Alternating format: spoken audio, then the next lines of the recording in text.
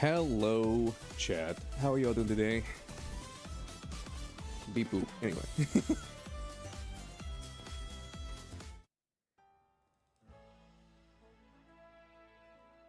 But yeah, how you guys doing today? Let's turn this down for me. You guys, it's a little bit low, but I mean, it's whatever. So where we last left off. Is this what we were doing? We're going to this cafe? Yep, we were going to this cafe. Okay. Well, it's a good thing we stopped right in front of it, because it's been a while, chat. It has been a while since we've been here. The last time we streamed Pokemon ZA was apparently the 3rd of last month, because today's now the 1st. But that's kind of crazy. Oh. I'm just gonna run around in circles for a minute. Something so funny happened yesterday. So, for those of you who don't know, I did originally plan to stream Pokemon ZA yesterday. But then, the day before yesterday, my brother messages me because he's like, "Hey, you ready for tomorrow?" And I was like, "What's tomorrow?" He's like, "Oh, we're helping, you know, we're helping move." I was like, "Who the fuck decided that?" He's like, "Oh, you know, like we're helping our sister move, yada yada yada." I was like, I mean, I'm down, but I mean, I didn't know that, because I remember my sister messaged me like 2 weeks ago, week and a half ago, and she's like, "Hey, are you busy this weekend?" I was like, "Yes." And she's like, "Are you busy next weekend?" I was like, "No." And then she didn't message me for like the rest of that time. And then damn. And I was like, well, that was interesting. And I guess that was her way of being like, "Hey, can you help me move?" And I was like, but anyway. So I mean, yesterday was fine. I got to hang out with my brother and my sister, which I don't get to do much these days. So I mean, it wasn't like a big deal or anything. But I just thought it was funny how everybody was like, "Oh yeah, you ready for the big day?" I was like, what's the big day? What's the big day? I'm so confused. But anyway, so I helped her move, and then afterwards we went out, and then she bought us lunch for helping her move. And right next to the, how do you put it? Right next to the pizza place, where the fuck it? Right next to the pizza place was a card shop, and so I popped in there, and I was thinking to myself, I'm like, oh, I'll check this shit out. You know what I mean? I've never been in here before. I didn't even know it was like a fucking card shop. And then, so we walk in, and the guy's like, "Hey, can I help you find anything?" I was like, we're just perusing. And then he's like, "So what kind of games do you play?" And I was like, well, at first when he said games, I'm gonna be completely honest with you, I was named off like card games and video games, but then I kind of just like read the room, and I'm like, he's obviously meaning like card games. And so I said, back in the day, I used to, you know, collect Yu-Gi-Oh cards before the whole scene turned to shit. And then nowadays, I mainly just like play Yu-Gi-Oh. And he just like kind of rolled his eyes and said, "Oh, okay." And then he just kind of like gave me the spiel of like, "Yeah, we don't really touch Yu-Gi-Oh. We don't do fuck all with Yu-Gi-Oh." Because he explained how basically his shop used to sell Yu-Gi-Oh cards, but apparently where I live, there's like so little demand for Yu-Gi-Oh that legitimately, like, they couldn't sell the boxes and no one ever came in to play it. It got to the point where like they were trying to like get rid of it, like their Yu-Gi-Oh stock, just to like, you know, free up space for like, you know, some Magic or One Piece, whatever. And then he was like, we got to the point where we literally couldn't give those things away. Like he was saying like a $30 box for like $10 or whatever, like literally selling it at a loss. Like they couldn't give them away, and so now they don't fucking touch Yu-Gi-Oh with a 10-foot pole.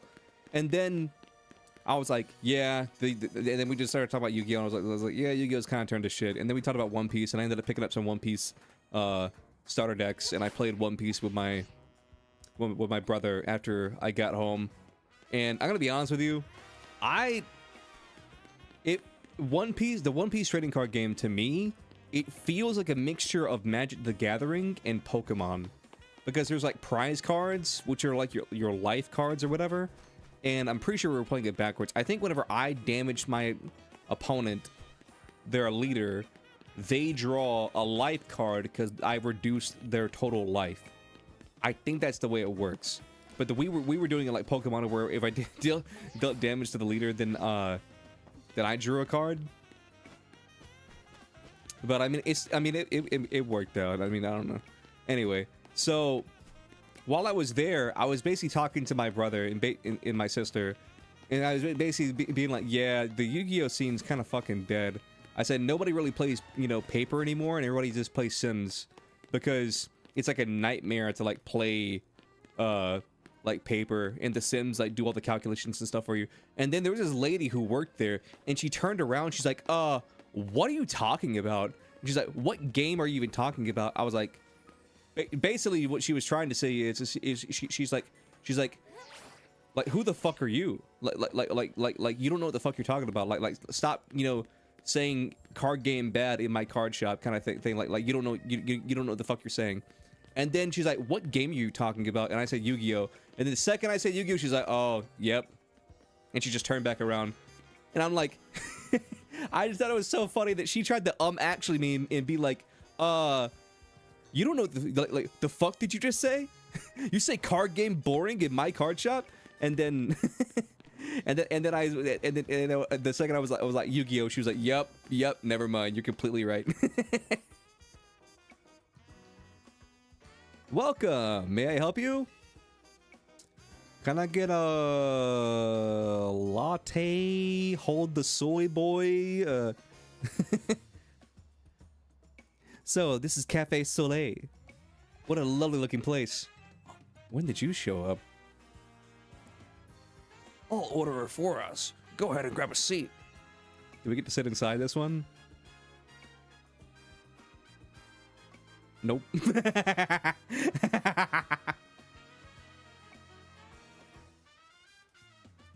Do you take your coffee with sugar, Ansha? Bitch, I'm 5 years old. I take everything with sugar. I'll try without. That's how my dear mama takes hers. I'm just putting it out here. That cup is huge. That cup is like the size of her stomach. This is the flavor Mama loves so much. It's fucking dog shit. Like I know I glazed my mom and everything, but like I don't see how she drinks this shit. It's literally the worst thing I've ever tasted in my entire life, and I'm 5 years old, so I've basically put everything in my mouth. I may need to wait and approach it with again when I'm a bit more grown up. Upu, why are you giving her the fucking side eye? Your Soleil blend is looking real good to me. I get it, you're old. Trade for my moo moo milk tea? If you don't mind that I've already taken a sip. Nah, that adds to the flavor.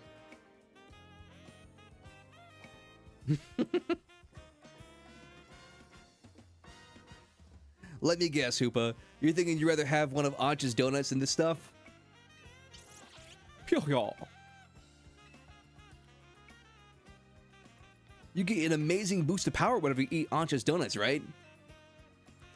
But even so, you took a licking from some amazing Pokemon before Ancha found you. The streets are dangerous for Hoopa.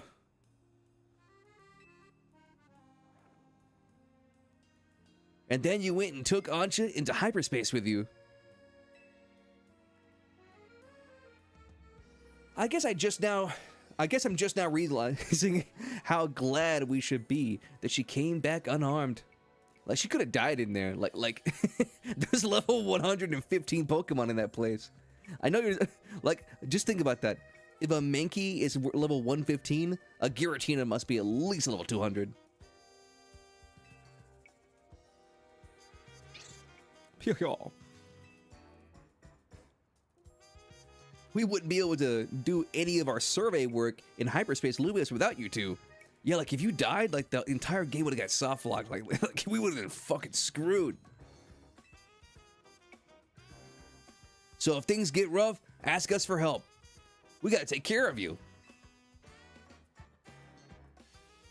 Let's keep up the good work for all of Lumios's sake.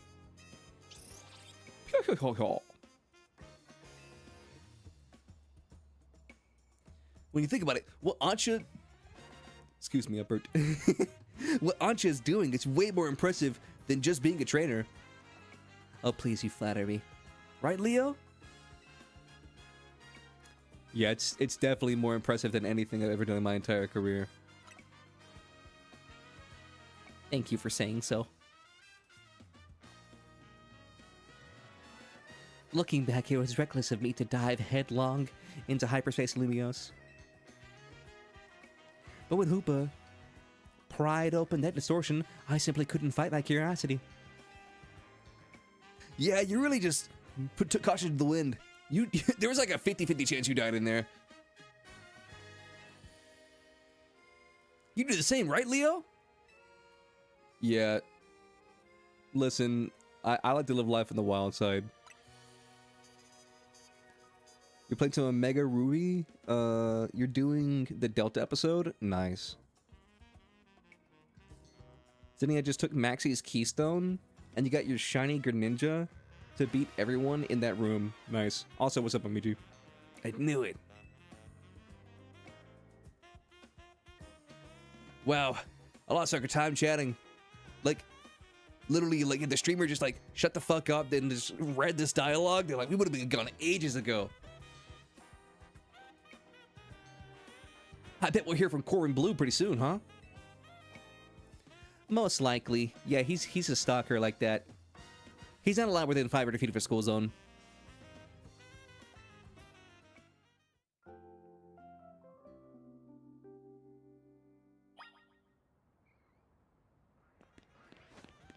Well, time to run our happy asses back on to Hotel Z. Gotcha. Go on, Mawile. Break that rock. It's the only thing you're allowed to do in this game. Oh, speaking of Pokemon, the new set in Pokemon TCG Pocket came out, and dude, that set is crazy. There's so many powerful cards in that set, because we got Mega King, which can attack twice, and I don't mean it hits twice, I mean it attacks twice. So like if you knock out a Pokemon, you can attack again and knock out another Pokemon in theory. And then you got Mega Gardevoir, which is debatably just the best Pokemon in the set. Like, Psychic, I think, is probably the most powerful type in the entire game right now. Because they've got that new, what's it called? They got that new stadium that makes it where... Suck that rock. Yep, there you go. They got that new stadium that makes it where the... How would you put it? The retreat cost is basically 0 because most psychics have like a low retreat cost. You got guard that basically makes it where you generate infinite energy. I thought that was a shiny Scatterbug for a second because I think Scatterbug, it has like a slightly greenish hue if I remember correctly. It might be red, but I think it's like a slightly teal green. Stop right there! Go down, look down! Oh my goodness. It's two Go-Goats meeting in a dark alleyway. It's like the Lady and the Tramp. Did you ever notice the Pokemon designs on our utility holes cover here in like utility hole covers? Is manhole cover copyrighted? Isn't it just called a manhole cover? Utility hole covers here in Lumios? I call them Pokemon lids. Poke-lids for short. And yes, you've just found one. I call this one the Go-Goat in the Tramp. If the Tramp was also a Go-Goat.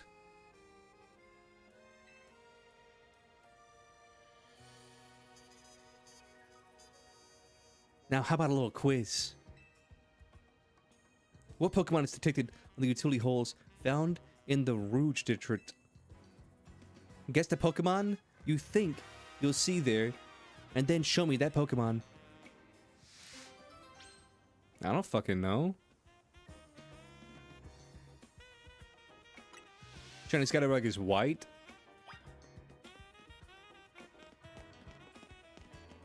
I want to Google it now. I'm not saying you're wrong. I just want to Google it and look at it.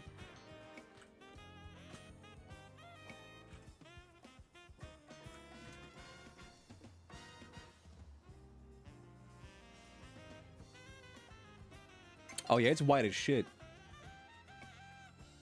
I guess if you're playing Pokemon Go, it's... Well, here, I think that here's the thing that confuses me. It definitely is white, but in some of these renderings, especially in Pokemon Go, it looks almost like an off-green. I think that's what confused me. I think that's what's confused me. Is it in Pokemon Go, it has almost like a slight off-green hue. But definitely white. Definitely still white. Is it a specific one, Momiji? Like a specific 5-star in Honkai Star Rail? Or is it just, if you're wondering why I'm stopping, I'm doing like a card-to-card drop.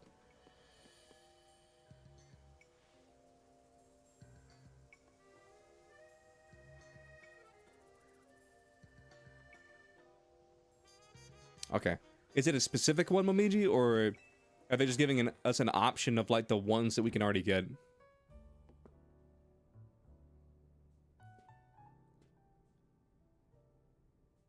It's any...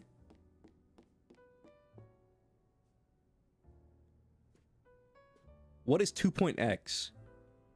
Does that mean any 5-star before 3.0? Is that what 2.x means? Or was 2.x is a dead-ass update?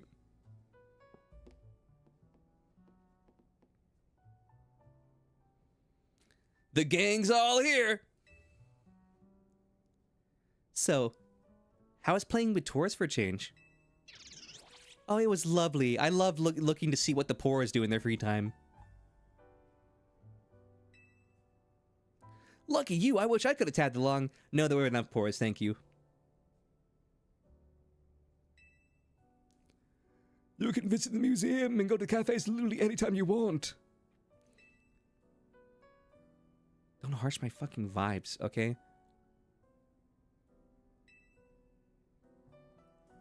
I guess we got more important things to talk about. You're damn right we do. What the fuck are you talking about daily life before?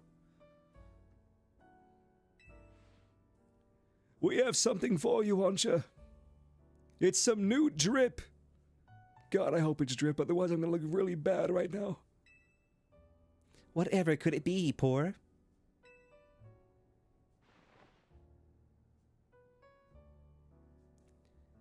Look at my apron. It's definitely dripped. Thank goodness you didn't look like an idiot, Naveen. It's emphasized with your gaudy logo.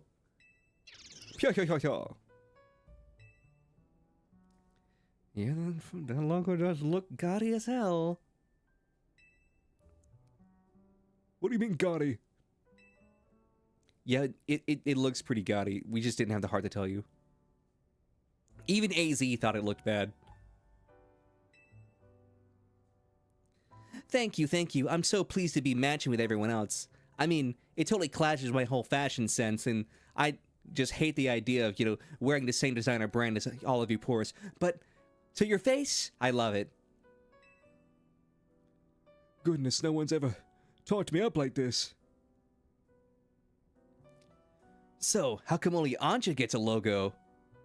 Can't you sew one on my outfit too? Bitch, you're barely wearing any clothes. Where the fuck would I sew it? The Mega Stones.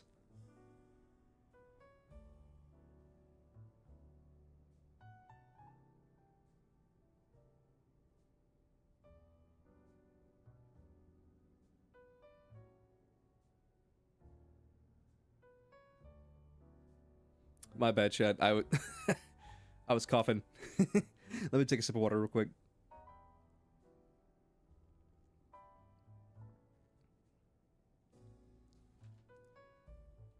Aren't those Megastones drippy enough for you? Jesus Christ, girl, you blinged out. Oh, true that. These Megastones are the symbol of my bonds with my Pokemon. Don't ask why I have like 30 of them. My party size is huge. 6 is just a number. I like to have 66 Pokemon in my party. Logo or no-go? Karina, you're a part of Team MZ2. Oh my goodness, that's so fucking stupid. Like, I'm literally a child, but like, what, that... Can we like annex him from the team? Like, is he a dictator or is he like an elected leader? Because I just hated that pun. I really did. You know what? Can I be the new leader? I vote Ansha. I vote Ansha. I vote Ansha. Yeah, sure, why not?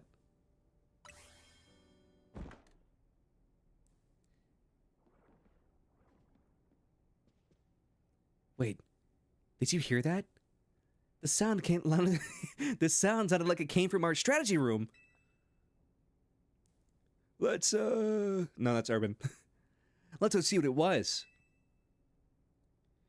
Go check that room, Leo. What happened to we?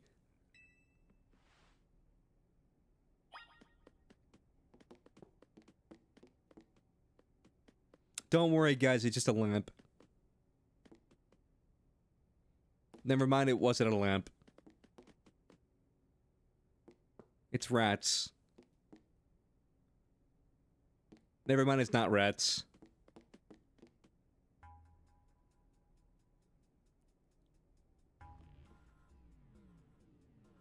No one seems to be here. I guess we got ghosts. Please don't start. Come on, you fucking harpy. Oh shit! Oh, get off me! Oh, please! I hate this! Go. No! This Gulpin must have come from hyperspace Lumios, right? Yeah. I know Emma's been dealing with cases where Pokemon mysteriously appear, and I think this Gulpin probably turned up in the same way. I mean, I don't know, or the programmer just kind of like left it there in a T-pose position. What does a T-posing Gulpin even look like? Those are questions for another day. Anyway, let's get through this cutscene. Yeesh. I bet Pokemon will pop up like this all over the city if we don't take care of things. Oh, yes, that would be awful. It's not as if the fucking elected leaders in our town have put wild Pokemon all throughout the city. God forbid one or two more from a fucking hyperspace wormhole showed up. Yeah, that one extra Gulpin would make the entire society collapse. Oh, yes, we can't have that. I bet I'm sensing some tension from Naveen over there. Nah, you're just imagining things. He's always like that.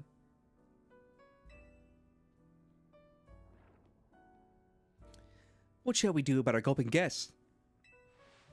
I mean, Erwin could, like, stir-fry it, or maybe saute it. Or we could even have, like, some fried Gulpin tempura? It's a poison type. Can you eat poison types? What does poison type even really mean? Petrot's a poison type. How do I know what a Petrot is?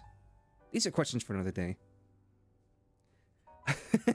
I wonder if the tasty smell of Chef Ancha's donuts lured in here. I'm not gonna lie, I didn't read what the text box actually said during my little rambling, and for a second, I thought she actually was talking about eating it for a second. Oh, there we go. I suppose I could give it a cool jacket. But what is a complementary color to green? There's red, but red totally clashes with Gulpin's soulless eyes. Maybe a muted brown, and orange. Ooh, orange would look good. Shiny Gulpin. What does shiny Gulpin look like? I don't know. I've never seen a shiny Gulpin before. In fact, I don't think I've ever seen a Gulpin before. How did I know this was a Gulpin? These are the questions. Hey, so you let Pokemon stay here after all? And, I mean, maybe he has money. We haven't even asked him yet. Do you think he speaks English?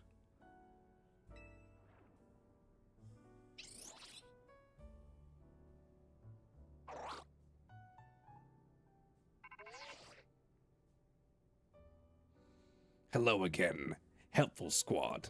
Sorry, I'm workshopping names for you guys. MZ just wasn't doing it in the boardroom, so we thought of helpful squad, Corbin Blues, step up team, strike commanding. But then we googled it and commanding wasn't a real word. So right now it's helpful squad. Just roll with it. Just roll with it. We'll come up with something cool later.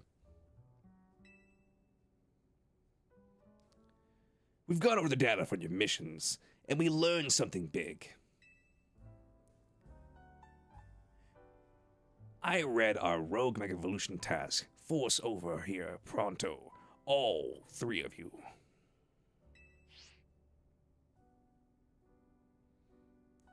Wow. So, you're a task force now? You want to go, Orban? Obviously. I mean, if I don't go, he'll charge me for it. And God knows I can't afford that debt again.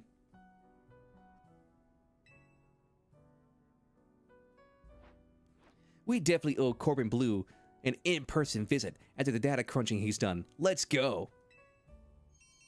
Gulp him.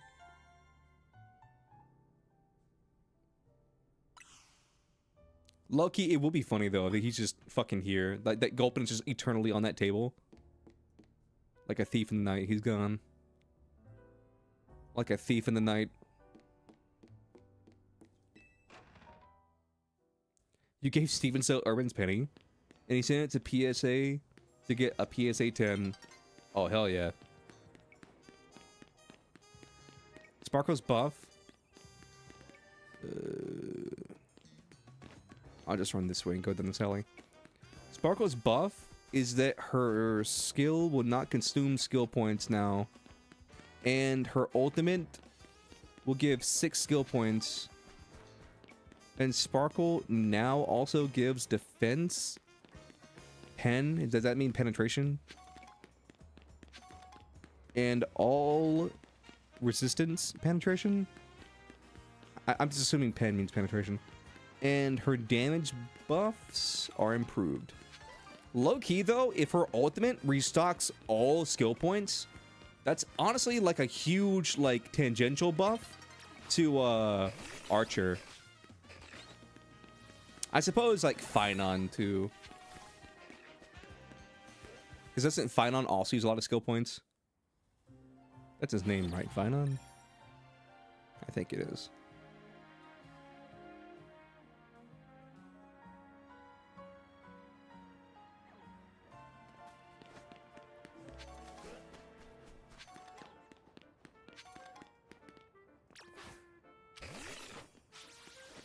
Oh, one of the buffs they add, or not buffs, one of the updates they added to ZA is you can now hold 9,999 mega shards instead of 999. I'm going to buy a mega stone. I love that for you.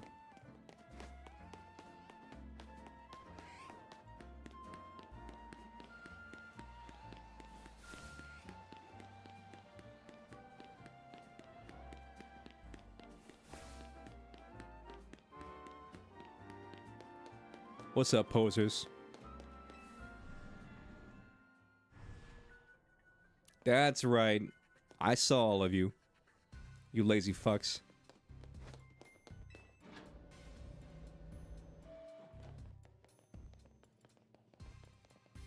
Good for you, already beat the DLC. There you are. Let's skip to how you do. Oh, how do you do's? Dude, my brain just, I had like a mini stroke for a second because I was like, how you do's? Where's the extra do in there? But it was like, how do you do's? That distortion above what used to be Prism Tower, aka our electric gym leader's home. We still don't know what the fuck's going on there. Your Greninja just teleported there to beat them up? Oh, hell yeah. That distortion above what used to be Prism Tower continues to confront us. Yep.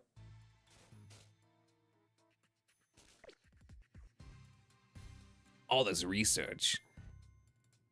And we're still in the dark about that massive, gaping, huge, black, ominous, gaping, massive, viscous, hazardous hole. Or whatever it is. That sounds challenging.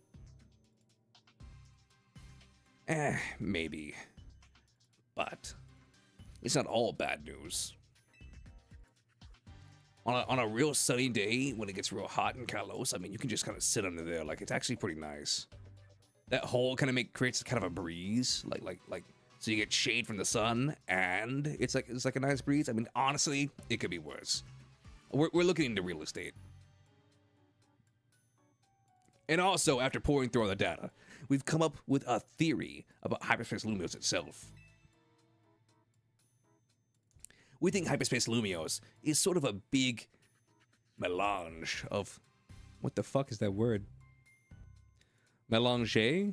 Like, is it like French? Like je mange chez toi? Mélanger? I don't know. Okay, we gotta Google this. What the fuck does Does that just mean like hodgepodge?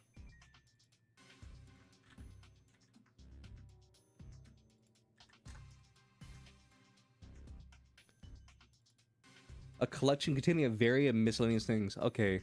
So it means like miscellaneous or like hodge. Okay, so I was right. Of suspicious things. Wait. Melange of suspicious thoughts. I don't get it. How can you put thoughts in... I don't know. I'm really the muscle of this team, so I don't do much thinking. Quite so.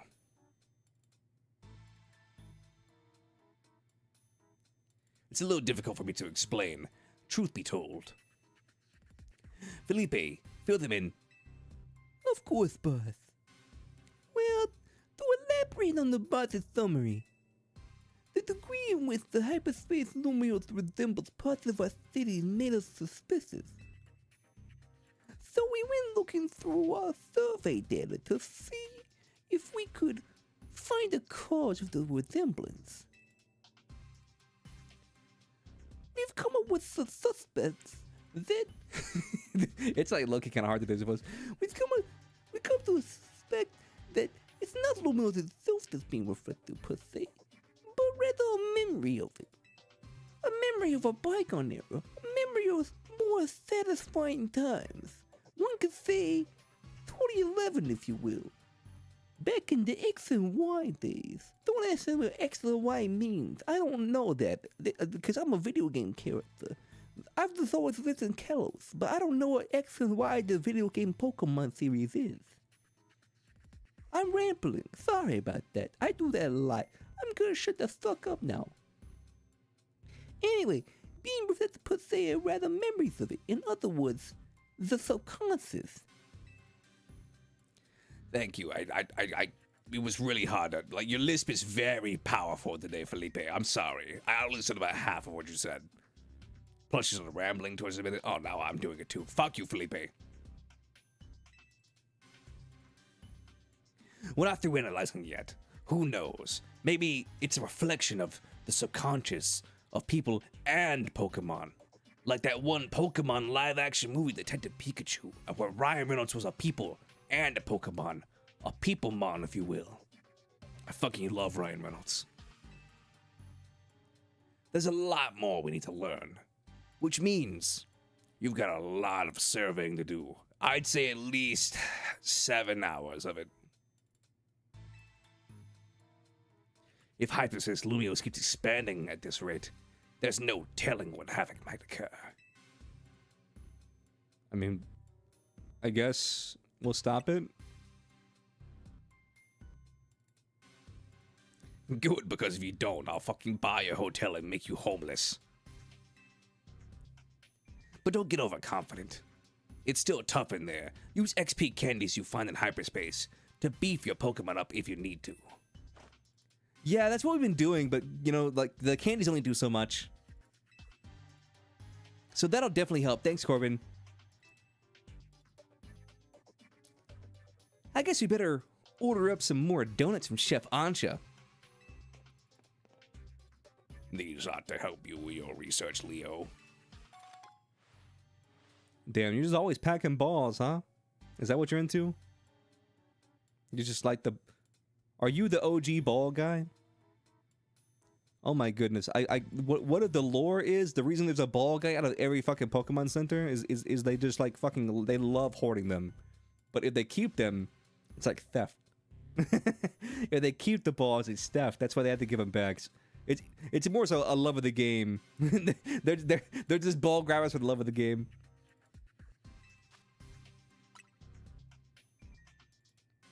Good luck out there. Yeah, thanks, homie. Oh my goodness.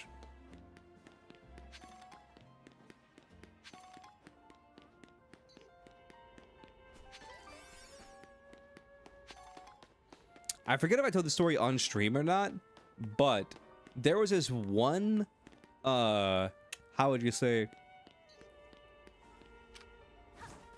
There's this one post. No. I was talking to people in the Discord about it, but I didn't tell it on stream. So basically, it's kind of weird because nowadays, 6'7".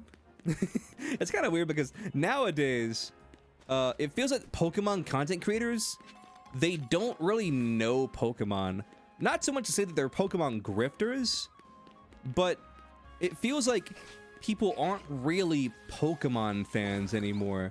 Because I feel like back in the day, if you were a Pokemon fan, you kind of did everything. You collected some of the cards. Maybe you didn't play the game, but you at least collected some of the cards. You know, you played the mainline games. You watched the anime. Maybe not every episode, but like at least like you had like one generation, like say Indigo League or Diamond and Pearl, fucking like whatever. There was like your generation of Pokemon, and you at least watched that one season or that one generation of Pokemon. They like got you into the Pokemon series. But because like if you look at old PokeTubers, Greninja. Because if you look at old PokeTubers, there's like a theme at where like they are fucking diehard Pokemon fans. There's this one guy, I forget his name. Well, Hoodlum Callum also is really good at it. But you have like Hoodlum Callum and like other Pokemon creators, and where you can just play a Pokemon cry and they know what it is. Like, I've never been good at Pokemon cries, but if I'm being completely honest with you, it's because whenever I was a kid, I had to turn the volume off of my games whenever I was playing, or keep it down, at least keep it down low, because I had a lot of brothers and sisters, and they would always complain if the game was up too loud, so I didn't really hear the Pokemon cries. So, like, Pokemon cries are probably my weak point. I can't listen to a Pokemon cry and immediately tell you what it is, unless it's like Cricket Tune, because I feel like everybody fucking knows that one, like, or whatever, however the fuck it goes. I just goes, it's just like something like that. Anyway, but there was this one Pokemon TCG Pocket YouTuber, and the guy was like talking about the new set, and he had never heard of Phalanx before.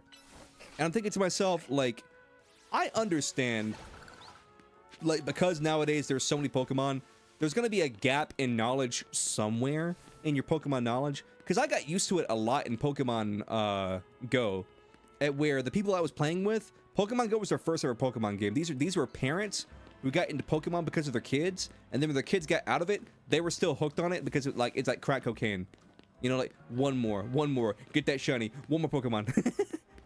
But like this guy had like never heard of a Phalanx, and he's like, yeah, I've only played like he said he only played Sun and Moon, Sword and Shield, and then one other game. And he said, so I don't really know the newest Pokemon, so I don't know what a Phalanx is. And I was just sitting there thinking to myself, I was like, Sword and Shield is like the introductory of Phalanx. One of the gym leaders, B, or BD, no, that's a different character. Like B, like the muscle lady, like she has a Phalanx on her team. I'm almost certain. It's been a while since I played the game, so I'm pretty sure she had a Phalanx. Plus, there's like a static Phalanx encounter whenever you're going through the, I think you go through the cave and then you pop up the cave and you go up on a hill. That like as you go over, it leads you into this little kind of like ditch place. It's like the ruins of some building or something like that. Like it's kind of like a little maze, but not really a maze because you can see the top of it. And there's like a static Phalanx encounter. Like you literally can't play through the game and I think not see Phalanx. At least I don't think.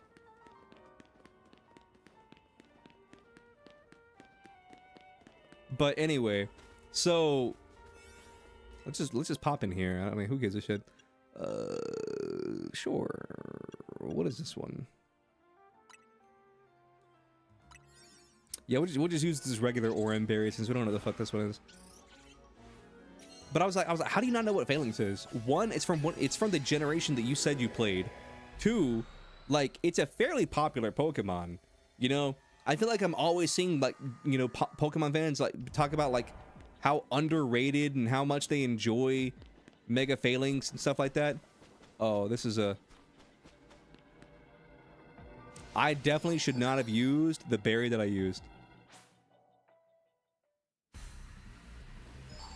But I feel like a lot of like more hardcore Pokemon fans, like they kind of like ride or die Phalanx, you feel me? Oh, you're like part steel type?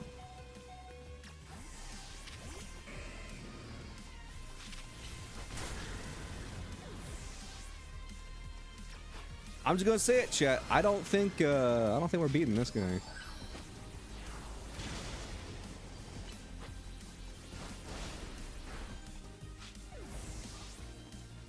Yeah, let's just fucking leave.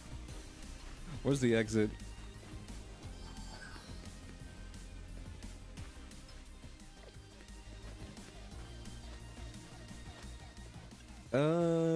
Yeah, we really were not ready for this. But anyway, plus Phalanx is in the new is in ZA, and it even has a fucking Mega. You feel me? So I don't know. Like I feel like old school Pokemon fans like you could name a Pokemon, or you could just name a generation, and they can name like 90% of like all Pokemon in that generation. I have no idea what typing this is. I imagine it's like Psychic Steel.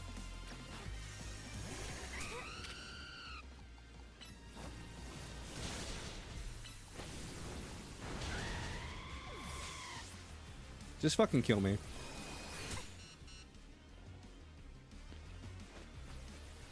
It's Steel Psychic? Oh, my bad. No, streamer, it's not Psychic Steel. It's Steel Psychic. There's a difference. It's because Pokemon has taken a hard nosedive as the cool Nintendo franchise. It's not cool anymore. Phalanx, my beloved? Yeah. You have made a grave error. Listen. At the very least, when I went in there, I used a shitty candy, so we didn't really lose anything. Also, I just realized they've given us fucking, like, XLs.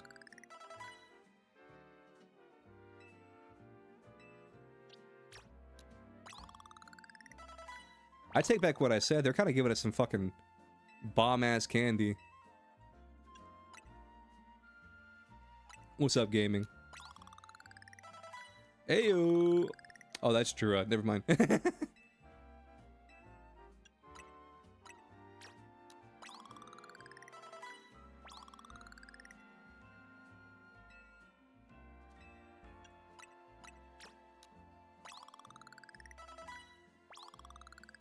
There, we basically have 2 level 100 Pokemon. And you know what? For those of you at home, boom. Because that was probably going to be like the hardest level to get anyway. We have 2 level 100 Pokemon.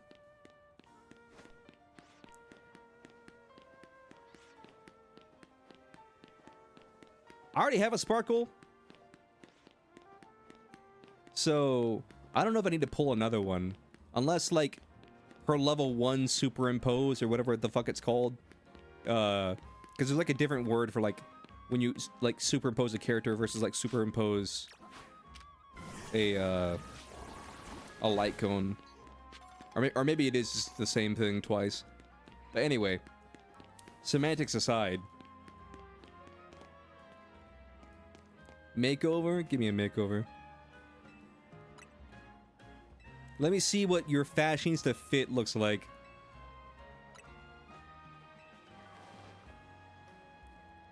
Honestly, I look rich, bitch. Look at me. I mean, the satchel kind of clashes with my whole fit, but like, I definitely do look like I gotta be Richie Rich's like sister or something. Anyway, what were we talking about? Oh yeah, the sparkle. But maybe I would get a second sparkle and like superimpose it or something.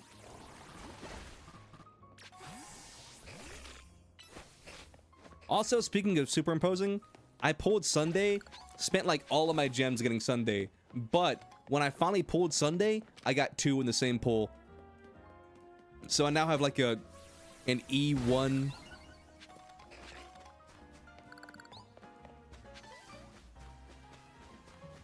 I have like an E1 Sunday now.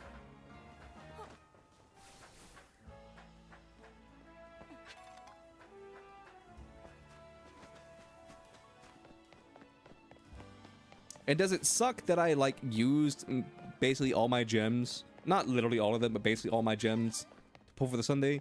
I mean, yeah, I would love to like get it in one. But I mean, I have been saying like for a while now, like Sunday is one of the characters I really needed to pull, but I just couldn't afford to pull him. Like when he came out or whenever his like rerun came out. But now I finally have him. So even if I had to like skip out on like the next character or two, like I'm not gonna be that bent out of shape about it. Time for my card to card drop. Give me something crazy. Give me a Rize. I mean, V2 Gundam. That's something, I guess. Ancha, make donut.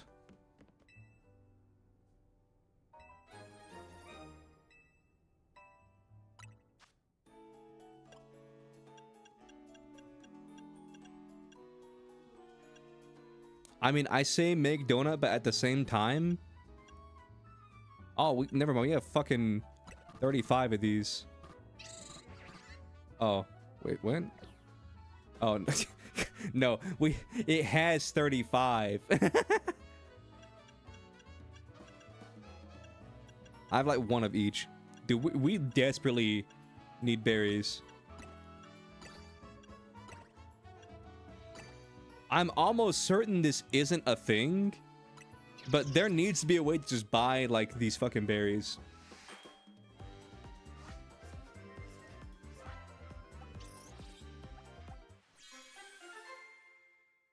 Did you put Tabasco sauce on this thing? Let's make another donut.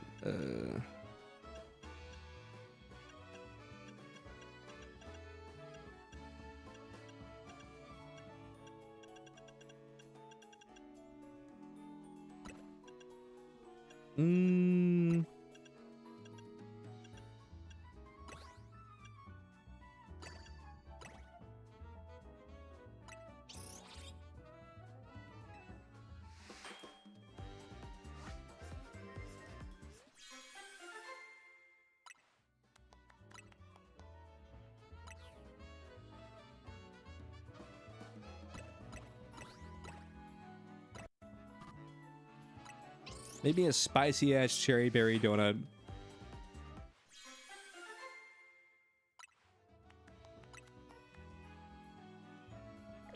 You like how? Oh, you would like Sunday. Oh, like I would like Sunday. It just will have 2 patches in a row of must pulls. I mean, here's my thing. Like, I'm not really hurting for characters in Star Rail right now. Like, I'll be completely honest with you, Chad. Like, I could wait. Like obviously I could wait, but at the same time, like, a lot of my team, it's one of those things that where like I can either not pull Sunday again, and then I only have like 2 strong teams and like 1 mid team, or I can get Sunday and have 3 strong teams for like clearing like the post game stuff in like the event content, and then miss out on like say 1 of the strong characters or like 1 of the quote unquote must pulls, and then get like another 1 of the must pulls on like the second banner. So I mean,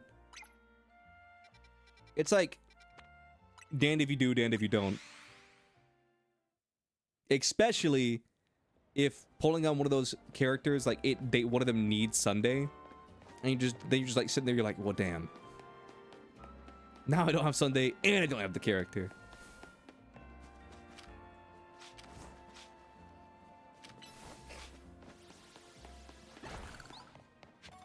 To farm berries in the Pokemon Legends ZA, farming 4-star hyperspace wormholes in the Mega Dimensions DLC specifically by targeting floating Pokeballs while utilizing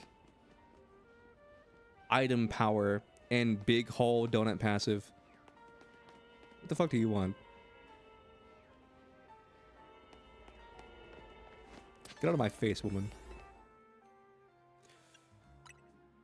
I'll just use a regular berry.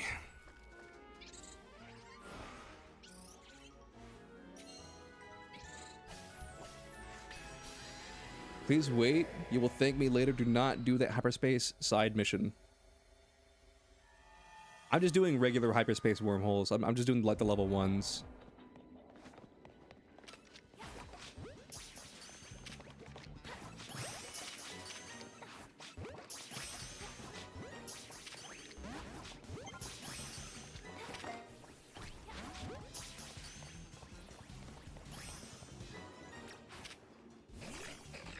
Break these rocks, Mawel. Break those fucking rocks.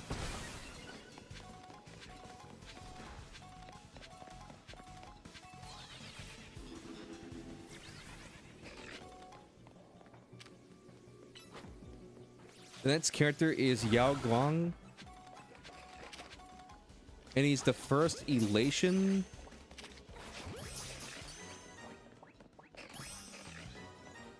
He's the first elation type.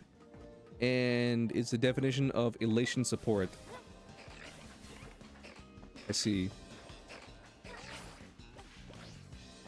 That was devious. Just putting a hole there. Why? Whoa! What the fuck?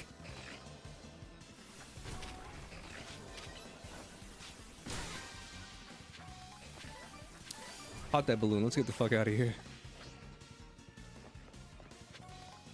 Destroy boulders?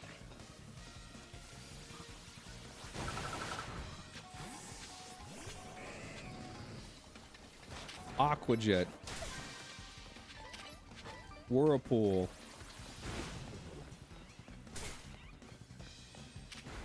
Aquajet.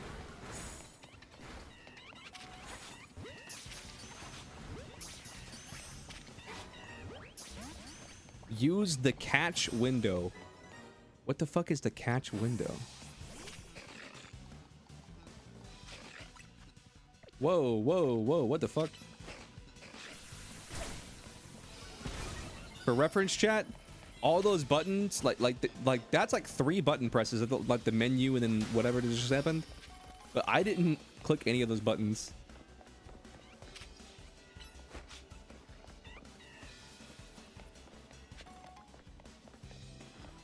Oh, when you kill a Pokemon, okay.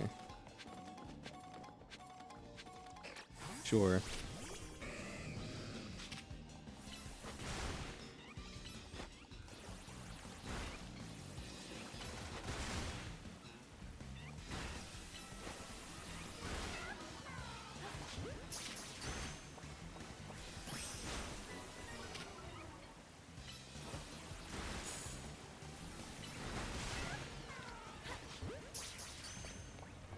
Listen, chat, I play this game what it looks like once a month now. I don't remember all the turns.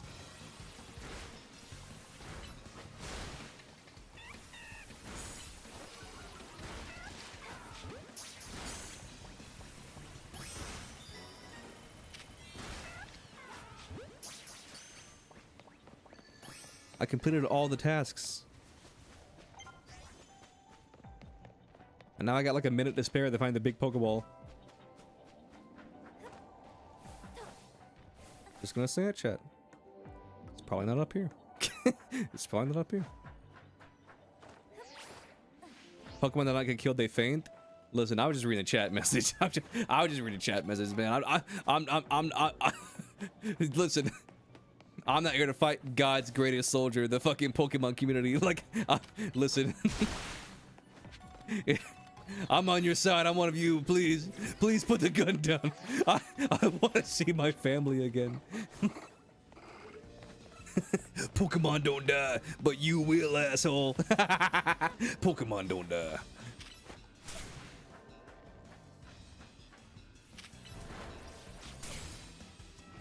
Mawile, you're tiny. Get your ass up here.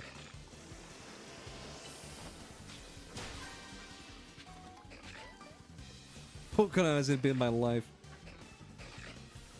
I mean, I grew up in like the Pokemon boom of like the late 90s, early 2000s or whatever. So I mean, I get it. Pokemon is also my life. But then again, like there are like those moments in Pokemon where like the Pokemon do just fucking die. I'm looking at you, Luxray. I'm looking at you. The only Pokemon to canonically just fucking die of hypothermia. Run!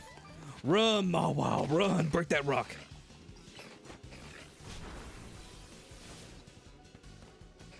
Run, Mawile! Break that rock. I'll defend you.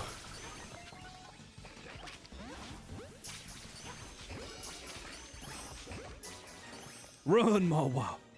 Run! Too late, my Greninja owns a shotgun. Honestly true.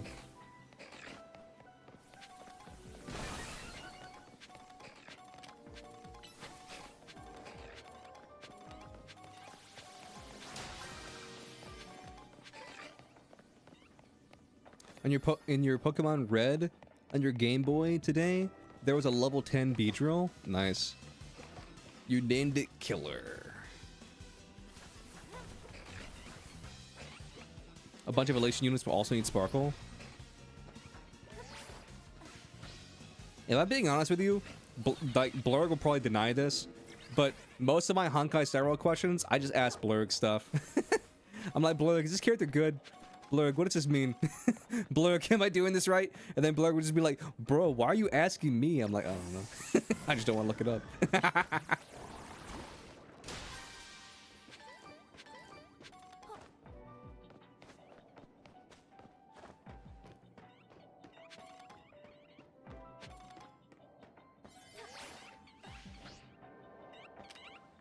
And then Blurg will be like, just look it up. I'm like, that's specifically why I'm asking you, so I don't have to look it up. Oh, ran out of energy.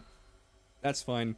I'll be real with you. I was kind of just dicking around in there. Just I was kind of dicking around in there purely just to farm berries. Have I seen Sparkle's new animation? No. Listen, I play Star Rail very casually. Like, I play the updates when they come out.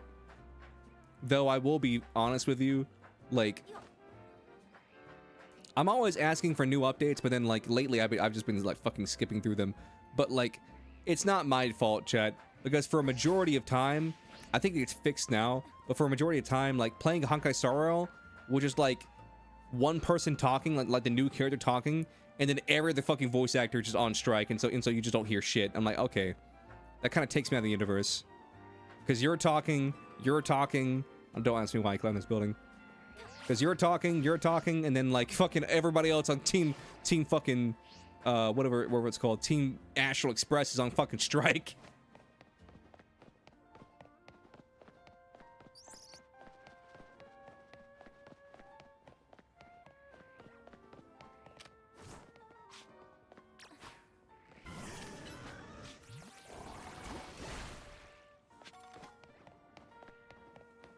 But yeah, Luxray died, Ash died that one time, but then the fucking Tears of the Goofy Goober brought him back. Pikachu died in that one the Ho-Oh movie, like the 20th anniversary Ho-Oh movie. Pikachu died in that movie. He like turned to I forget. Did Pikachu turn to stone in that movie, or did he like just like disappear into nothingness? I forget. Because Ash turned to stone in Pokemon the movie. I don't fucking remember.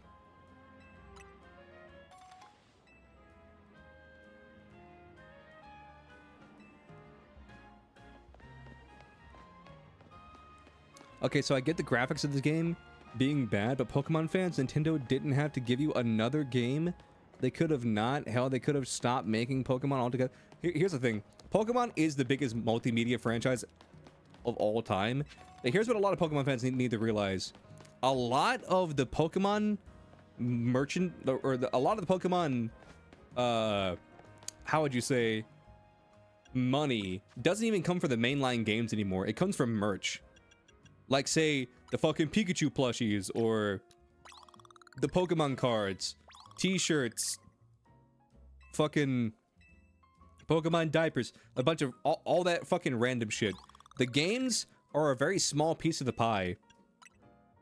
Like, here's my thing. I've enjoyed this game. There are definitely, like, parts of this game that aren't perfect and things that I wish they would, like, change or whatever. But in my opinion, I like this game more than I liked Sword and Shield. Not Sword and Shield. I like this game more than I like Scarlet and Violet. Because Scarlet and Violet was a fucking mess. And the thing that frustrates me so much about Scarlet and Violet, that people who are hating on this game, they're like, oh no, Scarlet and Violet was better than this game. And I'm like, are we playing the same game? Scarlet and Violet is a broken mess to this very day. Like, Pokemon, like Game Freak, didn't release one single fucking update to Pokemon Scarlet and Violet that fixed any of the bugs or glitches in that game, except for the ones that were like exploits to like clone Pokemon or items. And it's like, so you'll patch an exploit that makes the game easier or less grindy. Not saying that you should do them. I'm just saying, I'm just saying they patch the ones that are like you playing the game the way they don't want you to play it. But when it's like a game-breaking bug, like or like a memory leak issue, like they just don't fucking touch those with a 10-foot pole. And I'm like, make it make sense. You know what I mean?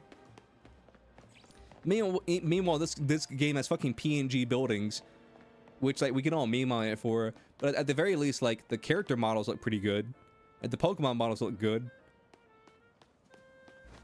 The story, I didn't think the story was bad. I mean, you can argue that maybe like the gameplay loop gets old after a while, but like you can say that for any game.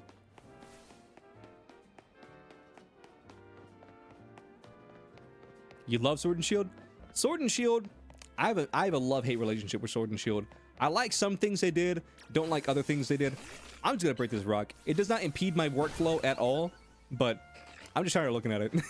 Every time I come down this goddamn alleyway, I just have to look at that one rock.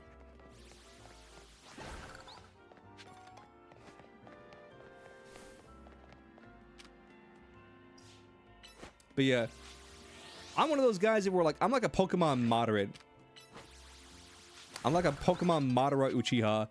Like, I'm not gonna blindly hate on Pokemon. Like, I'll tell you what I like, I'll tell you what I don't like. Like, I've enjoyed this game. What was I looking for again? Like, I enjoyed this game, but there's also parts of the game that, like, I didn't fully enjoy, you know what I'm saying? But, like, I'm willing to, like, take the good with the bad. You know, like, tell you what I like, tell you what I don't like. You know, just, as opposed to, like, it feels like online, like... it's on the roof, isn't it?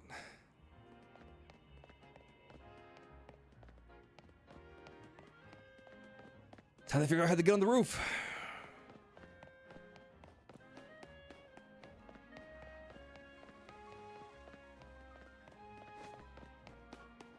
But like, some of the discourse online about this game was honestly ridiculous. Because I've seen people that aren't even Pokemon channels. And I'm not saying you had to be a Pokemon channel to like comment or like discuss or like critique this game. But what I am saying is, it's like, I've seen Pokemon channels at where they deadass have never talked about Pokemon in like the entirety of their channel, or at least as far as I can tell. Yet they're just walking around as if they're fucking God's gift to Pokemon and telling you what is and isn't a Pokemon game. And I'm like, bro, do you know that we got fucking Pokemon sleep? Like Pokemon doesn't mean anything anymore. Like, Pokemon is just like an idea. Does it have cute animal that could also rip your face off in it? Like, yes. If yes, then it Pokemon game. Like, there's this one YouTube channel that, like, he kept getting recommended. I'm not gonna mention, like, who it is, because one, I don't remember the name, and two, like, it's not that important. But the dude in all of his videos was saying that if you like this game, then you're a fake Pokemon fan. He was a real Pokemon fan. That this game was Pokey Slop, goddammit. This game was Pokey Slop, and it's, and like, like this isn't a real Pokemon game. You're not a real Pokemon fan if you like this game. Yada yada yada yada yada. And I'm just sitting there thinking to myself, it's like, listen, you can not like this game. You can critique this game. Like you can do all of those things. But to sit here and be like, if you enjoyed this game, then you are not a real Pokemon fan. I'm like, who the fuck are you? Like, what the fuck do you mean? In the ball. In the ball.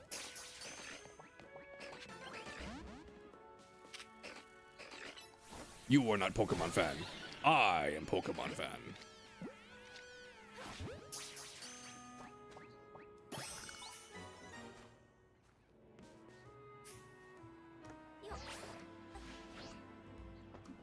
Oh, was it like in this alleyway? Here it is.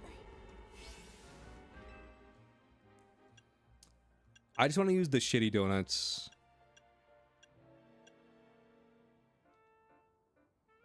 Also, Pokemon fandom, on top of Sun and Moon, all the Pokemon is chibi art-ish. And they go back for one damn game, BDSP. And you hate it now? Listen, okay. In defense of the BDSP haters, that game was pretty rough. Because everybody was thinking this was going to be the Omega Ruby Alpha Sapphire of Diamond and Pearl. But it was legitimately just Diamond and Pearl, but with a new coat of paint. And that, to me, was where the disappointment was. It wasn't that people hated BDSP, you know, just like in blind hatred. It was that the people...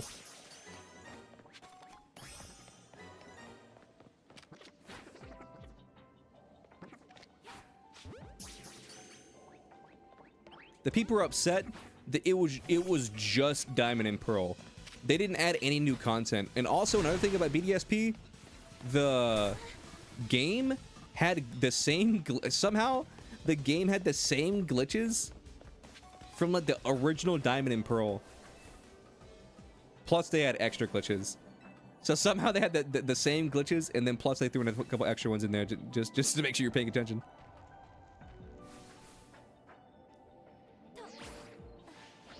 Fly.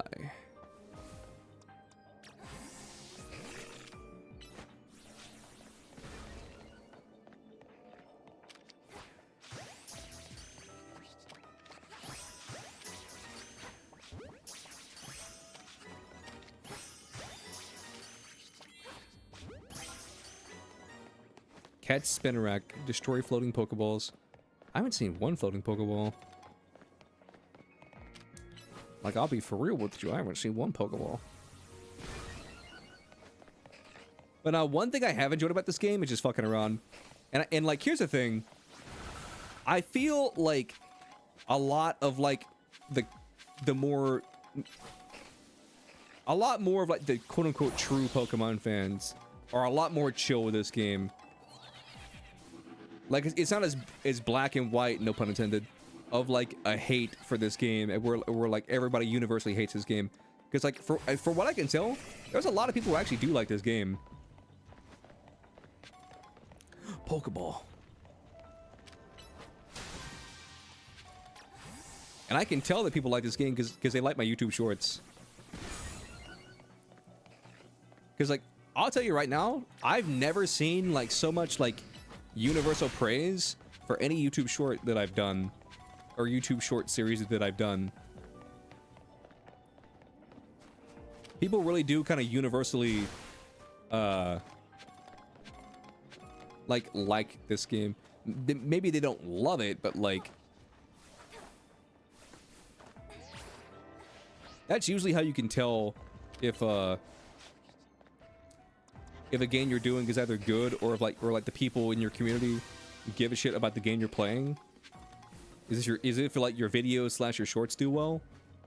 And then for me personally, like my videos and shorts have been doing well for this game. Then again, you can argue that my shorts in this game are barely me playing the game. It's mostly me just making up bullshit with this game in the background. Yo, Alpha Wimpod.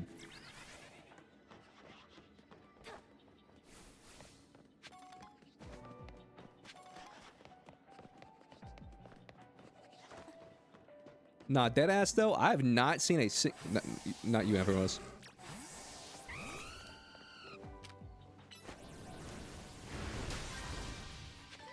I have not seen a single.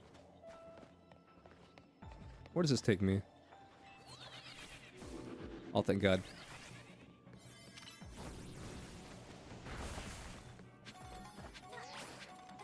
I've not seen a single spinner rack.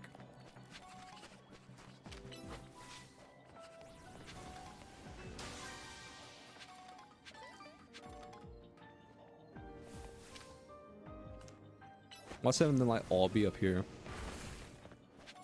Oh, there's a spider web. This could be it.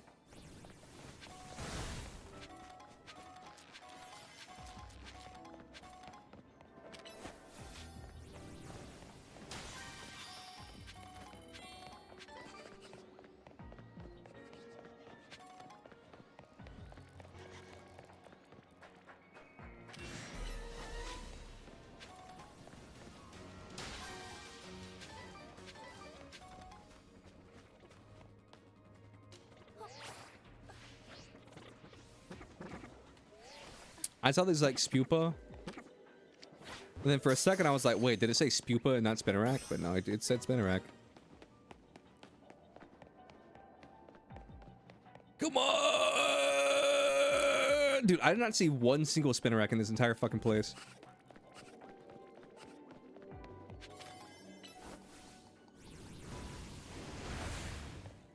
Once I get some mega shards. Damn. Hoopa appears to be out of donut energy. That's such a wild fucking statement. You like keeping with Pokemon? Wasn't Ash Ketchum voiced by a woman? Yes. Wait, why are we talking about if Ash was voiced by a woman? At least in the States, Ash was. I don't know about Japan.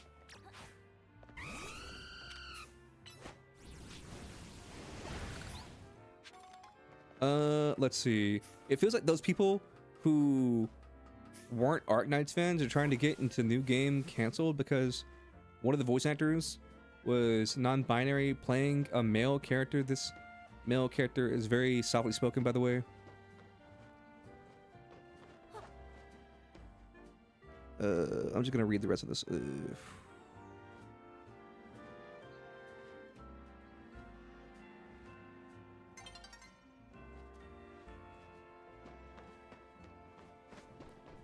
Listen, I'm in the camp of like, I don't give a fuck who plays a character.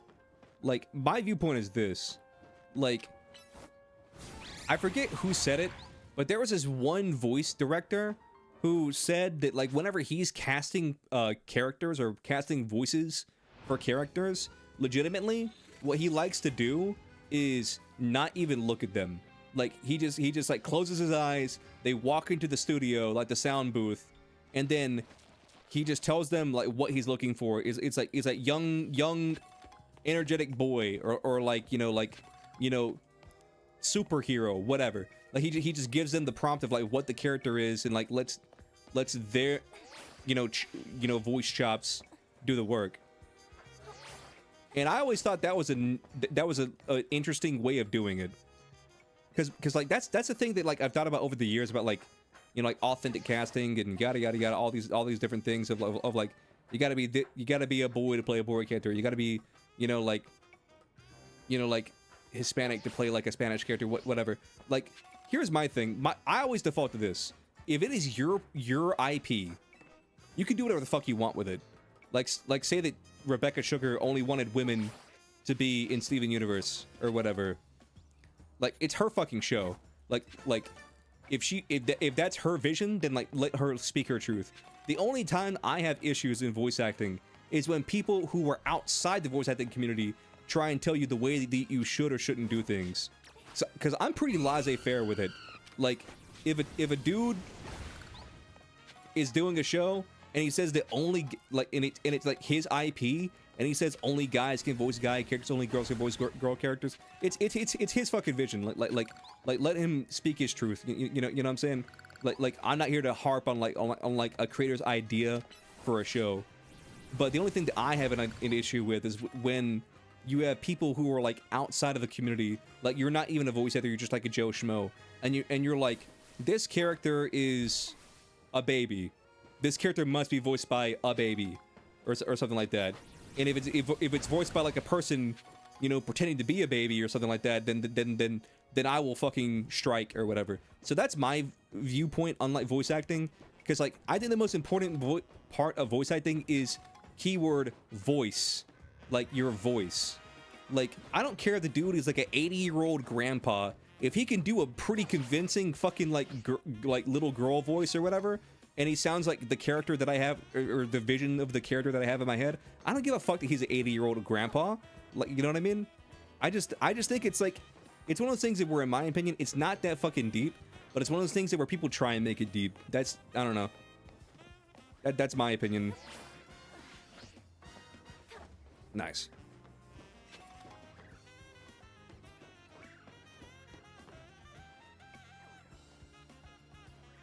This person also printed as Tribby's English voice.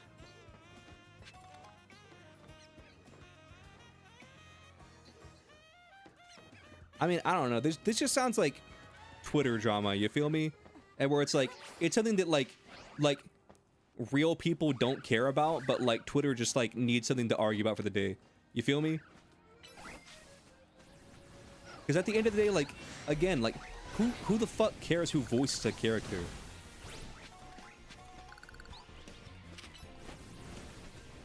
It was basically Twitter drama.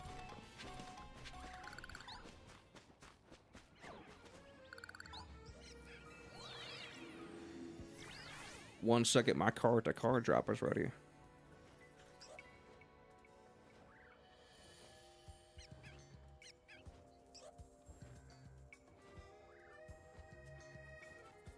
Okay, I didn't get anything good.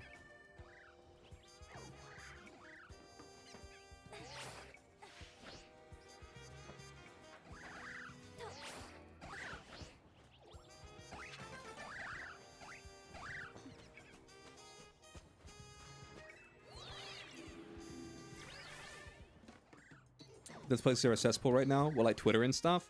Yeah, I mean, listen, Twitter.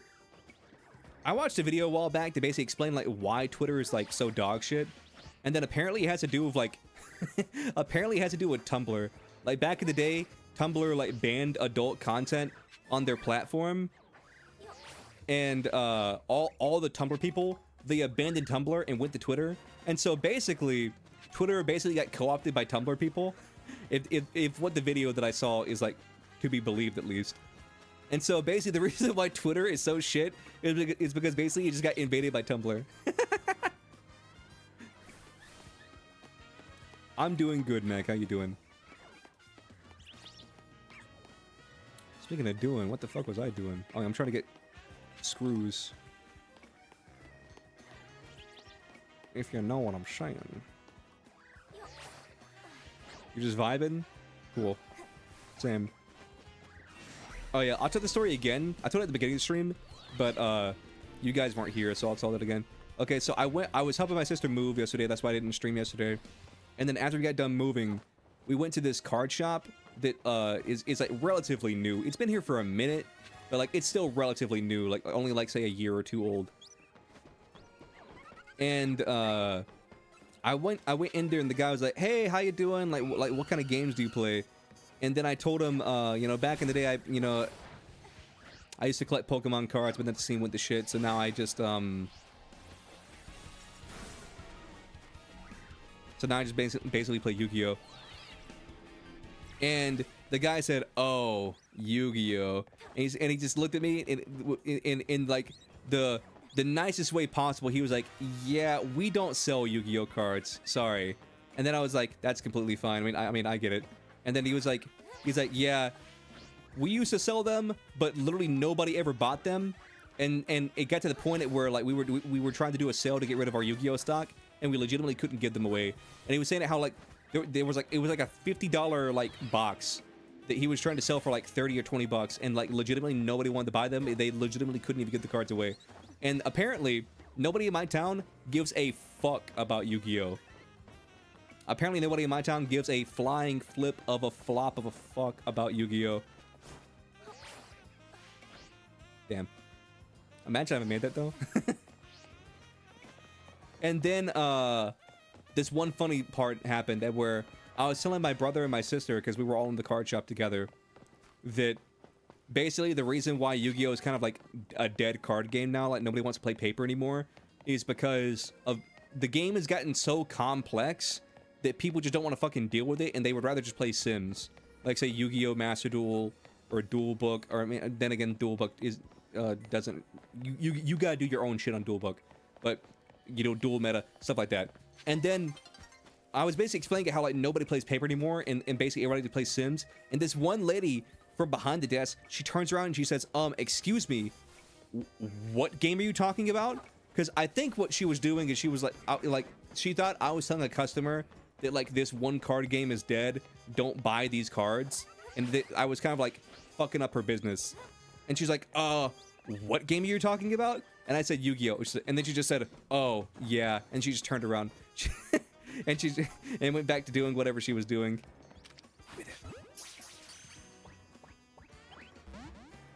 Pokemon. Pokemon. Pokemon. Pokemon.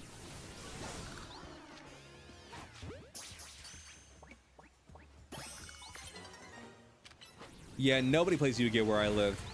Then again, I walked in that shop, and it was basically just all Magic players, and what I think was Warhammer 40k people, because they had the minifigs and stuff out. So I think it was Warhammer 40k, but I don't know if it was, because there might be other minifigure games. And I asked the people, and I was like, "How do you play this game? Like what is this? Can you explain to me like what is this game? How do you play it?" And they just said, "Yeah, that's the question." Could have been D&D. No. I know for a fact it wasn't D&D. One, because it was just two people, and two, because they had like it was mainly just all minifigs. And I know sometimes D&D will do minifigs, but like I don't know many people that are playing D&D with just two people and a shit ton of minifigs. I mean, maybe they exist, but like I don't think that's common.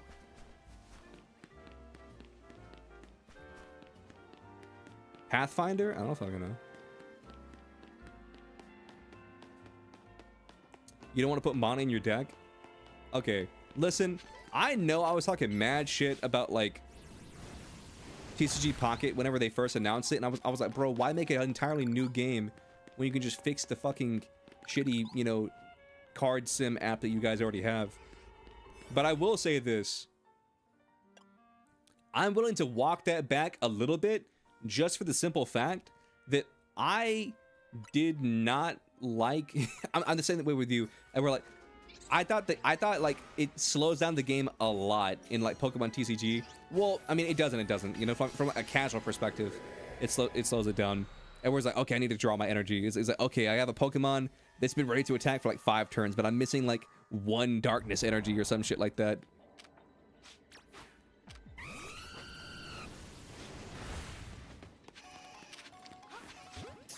So it was kind of nice how in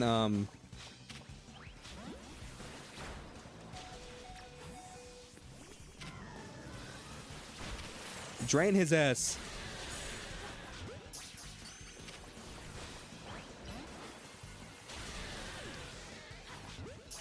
It was kind of nice at how Pokemon TCG Pocket, they kind of circumvented that by just making it where you get everybody gets 1 energy per turn. But the caveat is that it's kind of a nightmare to like play multiple colored energy decks. Because I'll be real with you, I'm not a Pokemon TCG professional. I mean, I know how the game is played, like I know the rules, but I mean, I would, even if you handed me like if you handed me a top tier deck, I would still probably lose to like a person playing like a tier 3 deck. Like if you handed me the most broken deck ever made in Pokemon TCG and then get like a professional Pokemon player, TCG player to battle me with their deck, I probably would get clapped like 10 out of 10 times.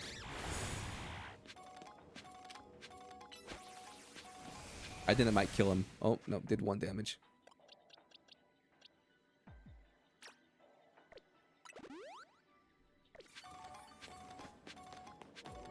Could have been Flesh and Blood. Listen, you can name games all day, but I still won't be able to tell you what it was.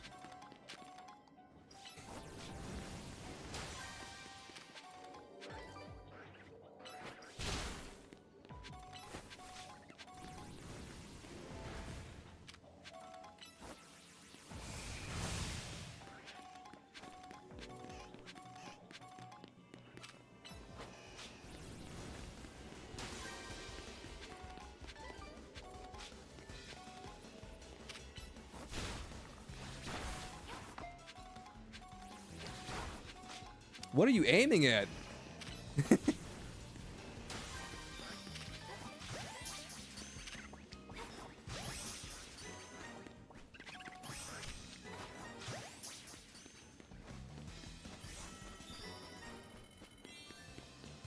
Hey, and the golden Pokeball's right here. Nice. Time for a bonus ball, baby. But yeah, so on the bright side, there is a card shop in my town. On the downside, they don't sell Yu-Gi-Oh cards, and they told me pretty definitively that nobody in my town plays Yu-Gi-Oh.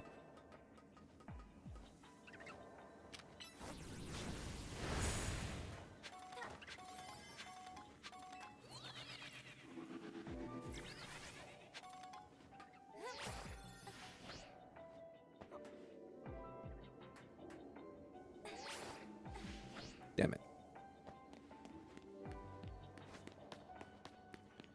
Well, I mean, here's the thing. I'm sure some people in my town play Yu-Gi-Oh! But if they do play Yu-Gi-Oh!, none of them go to, like, the local card shop.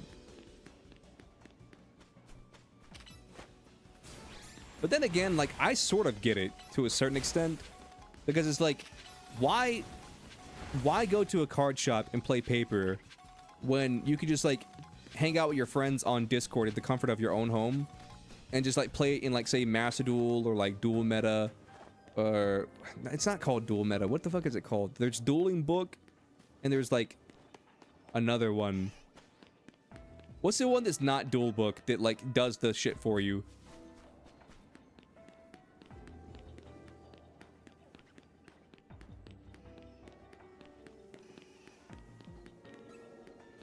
Omega?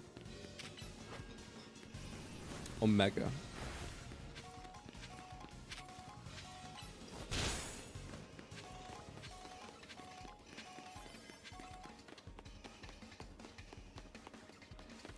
I understand this is probably boring to you guys, chat, but like, I need berries.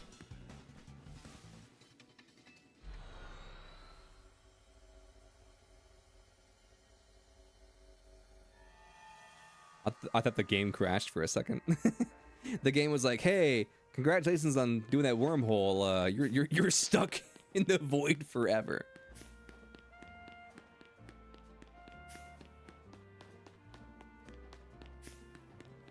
Like the physical card game down compared to Sims. I mean, I'm not knocking it. Like, there's definitely like like gives and takes to like both sides. Because like here's the thing. You can like paper, you can like Sims. You can like one and not the other, or you can like both. You know, neither one is, you know, really mutually exclusive, if you will. Is there one that isn't fucking Bugs? Bugs? Omega? Here, this one's ground type, so I'll fly to this one.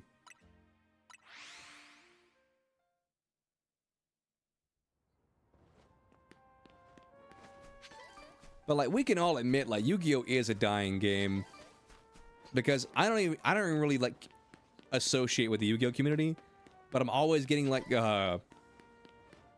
Yu-Gi-Oh recommendations in my YouTube feed, and the videos are always talking about how like Yu-Gi-Oh is just a dying game, how like local scenes everywhere across like the world, or at least the states, are kind of drying up. Not to say that they don't exist, but they're kind of just drying up. And the only place where you could really play Yu-Gi-Oh anymore is like at YCS's. And then for a lot of people, that's just like kind of inconvenient.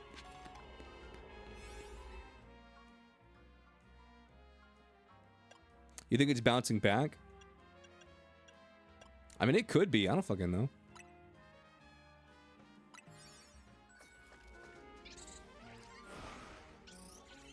But like one of the videos that I was watching on like why Yu-Gi-Oh was like dying was saying how like if you're like a casual Yu-Gi-Oh player or like someone who or maybe not even a casual Yu-Gi-Oh player, if you're someone who is interested in Yu-Gi-Oh but you know nothing, what the fuck? Oh, this is the Pokemon Center. I was like, where am I?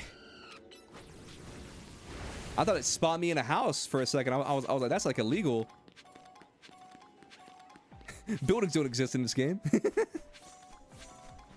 And it was basically saying it how in this game, like for like casuals or people who are outside the Yu-Gi-Oh community who are interested in Yu-Gi-Oh but like don't really know anything about it, it's kind of like impossible to explain Yu-Gi-Oh to someone who's never played Yu-Gi-Oh before. And then they use the example of where am I being attacked from? And they use the example of, like, say, Counter-Strike. Because, like hundreds of thousands of people watch Counter-Strike, or say, like, Valorant, or something like that. But they don't necessarily play the game. Because I remember, like, CSGO, back in the day, I watched a lot of CSGO. I didn't actively play CSGO, but I did enjoy watching CSGO. Because it's very easy to like conceptualize, you know, like, okay, there's like an A site, a B site, sometimes there's like a C bomb site, you know, whatever, you know, attackers, defenders, what have you.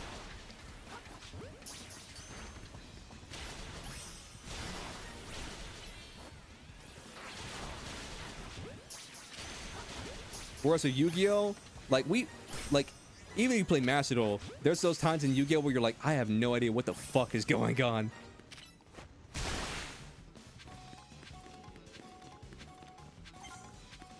Pylosand.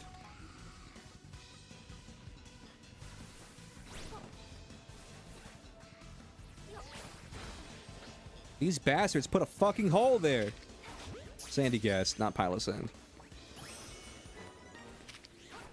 Listen, chat, I'm just gonna say it. Gen 7 was not my favorite generation. I'm just gonna say it, chat. I'm just gonna spit. Gen 7 was not my favorite.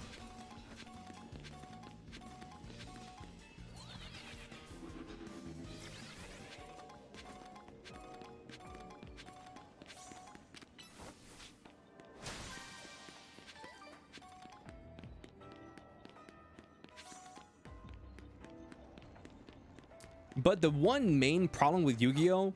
And why, you know, it's quote-unquote a dying game, or that's just the verb I'm going to use. We can argue semantics on like what words to use. But is the main issue Yu-Gi-Oh! Has, and people across the board are saying this, the game isn't really recurring new players. Like, there's a dedicated fan base, don't get me wrong, but the game kind of has an issue in bringing in fresh blood into the community.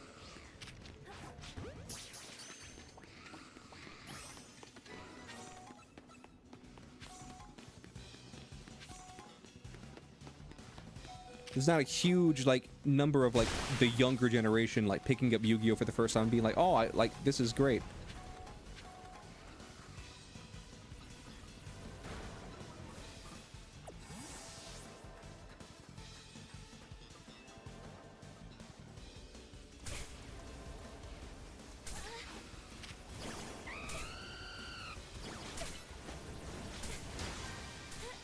Was it the problem we need a new anime? I mean, I definitely think that would help.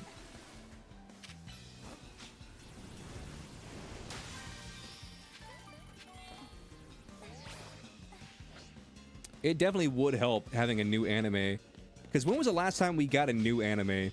Because, I mean, I'll be real with you. I haven't really watched Yu-Gi-Oh! Since Arc 5. And then even in Arc 5, and a little bit of Zexal. even in Arc 5, I wasn't really watching it. It was just like sometimes it would, I forget what it was on. It was on like Nicktoons.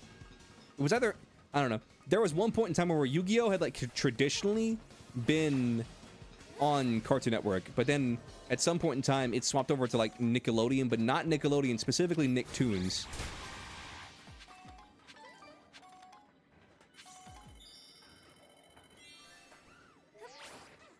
So before someone calls me a fake fan, I don't remember exactly what station Arc 5 was coming on, but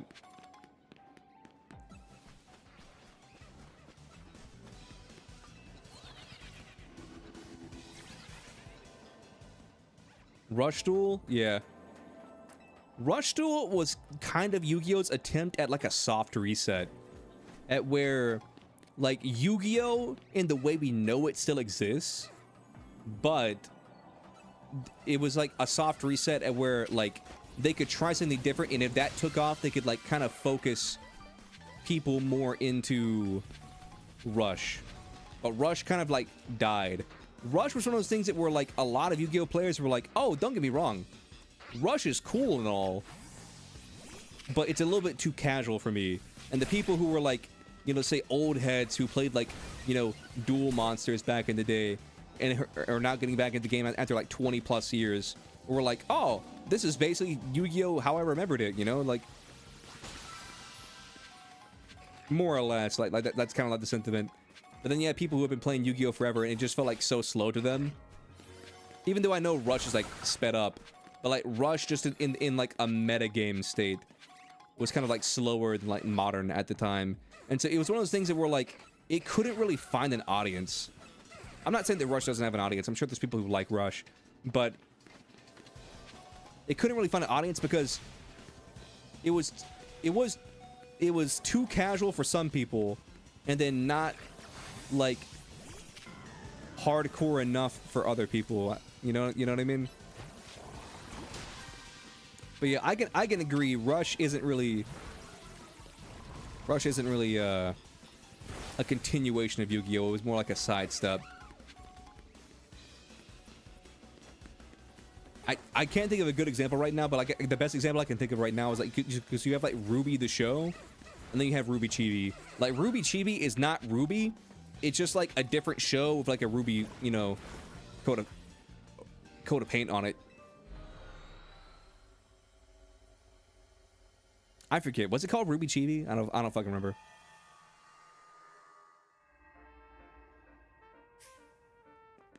In Japan it's popular, but in other places not. Then again, like in Japan, like card games in general are popular. Like Pokemon's popular, Yu-Gi-Oh is popular. Like fucking just gaming itself is popular. Whereas like in the States, like here's the thing. I'm not gonna say gaming is a niche hobby because it's really not. Like tons of people play games, but like here's the thing. Like I was talking to my oh, somebody help me please. Nah, you'll be fine. I was talking to my manager because her ringtone, it turned out that it wasn't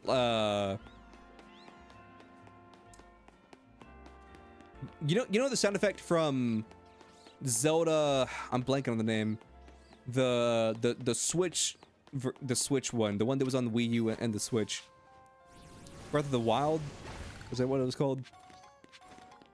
Breath of the Wild, like when you collect the Korok seeds and it, Breath of the Wild, yeah. I always whenever I think of Breath of the Wild, the one that pops up in my head, which for some reason I can't think of it right now, is the sequel. And I always tell myself, no, it's not that, it's the sequel. But anyway, so like in Breath of the Wild, whenever you're collecting the Korok seeds, you know, and it plays that, you know, one jingle, I'm blanking on it right now, but it plays the one jingle of you collecting the Korok seeds. Like her ringtone is that jingle. And so I asked her, like, hey, are you like a gamer? Do you play games? Because she's like a grown-ass woman, like in like maybe her 50s, and she's got like kids who are like in college and shit. And so she just didn't give me the vibe of like quote unquote a gamer. And she was like, yeah, I play games. I play like Candy Crush on my phone sometimes. And then like, it's one of those things that were like, I didn't want to sound like a prick and then be like, no. that's like, that's not gaming. What I mean, like, do you play video games? Like, not like, do you like play a fucking mobile game app on your phone? So long story short, like, it turns out that her iPhone just had a jingle that sounded crazy similar to the jingle whenever you click the Korok seed in Breath of the Wild. Which, like, fucking blew my mind, because I feel like Nintendo would have been like on the shit like white on rice, because it did sound eerily similar. To me, at least. But, what's up, Flip Baby?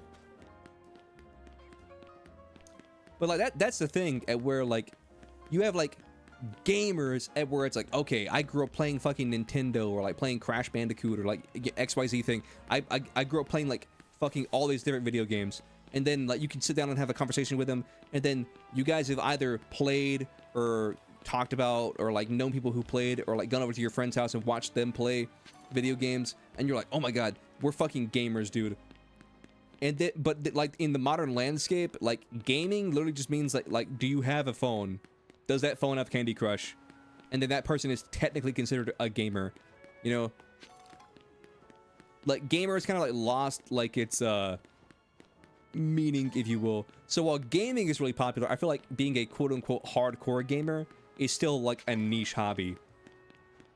Because I feel like most people play like one game, especially in this current gaming landscape. They play one game and that's it. Like you have a kid who plays Fortnite, and that's like the only game they play. Or they play Minecraft or Roblox, and that's like the only game they play.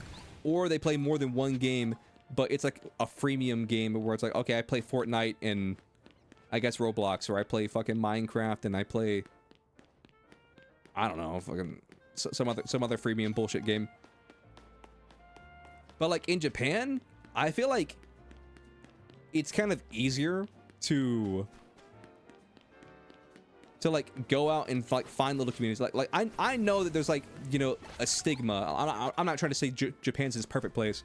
I know there is like a stigma of like otaku, and you know like basically, you know, like of like, you dishonor the family, yada yada yada, like fucking go out and work a 40-hour job, go work 40 hours, 20 hours, 24 hours a day. You do the math, and go home, and then to your fucking apartment and have no girlfriend, and also have no children, yada yada yada. But I feel like, you know, if you cut down like the stigma, if you peel away the veneer, like the stigma of like, you have like some people who are assholes being like, why are you playing video game when you could work black company job? If you just ignore that for a second, like I will say, like gaming in Japan, like it feels like it's easier to have like, you know, a gaming hobby, or like meet people like in Japan, you know, like say whatever the Japanese equivalent of like a locals is. Because I know, like, I'll watch videos on YouTube sometimes of, say, like a Beyblade tournament or whatever. And Beyblade is kind of like a really niche thing, like over here, because nowhere around me does Beyblade tournaments. But if I wanted to like do a Beyblade tournament, I would have to drive like 3 hours to do one, because I think the closest place to me is like 2.5, 3 hours away. And they do semi-regular Beyblade tournaments. But like, I feel like in Japan, like, and also when you go to the Beyblade tournaments around here, or at least around me, there will be like, on a good day, maybe 15 people. On a good day, there'll be like maybe 15 people, but usually there's like, say 5 to 8. Whereas like, there's like some scenes in Japan at where like, it's like low-key, like kind of a sport in Japan. And where they'll like minimum have 15, and like at max they'll have like 30, sometimes even like fucking 50 people. And this isn't even like a big tourney, if you will. This is just people, you know, having like a locals.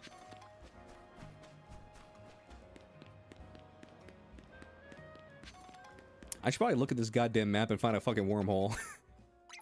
Okay, we're doing another bug one.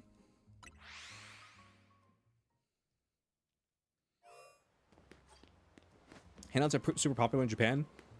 Handhelds are super popular in the West too, or at least they used to be.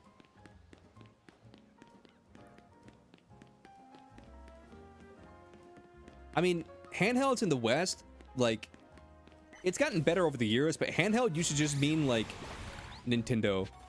Because the DS was really, like, pretty much the only thing we had. And then the Switch came out, and then nowadays you have, like, the Steam Deck, which is basically just PC gaming on handheld, and then you have, like, the... whatever that Asus thing is. I don't remember what...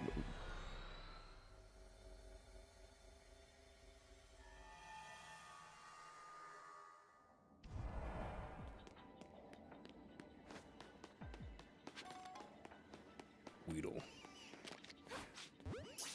Weedle. Weedle. Weedle.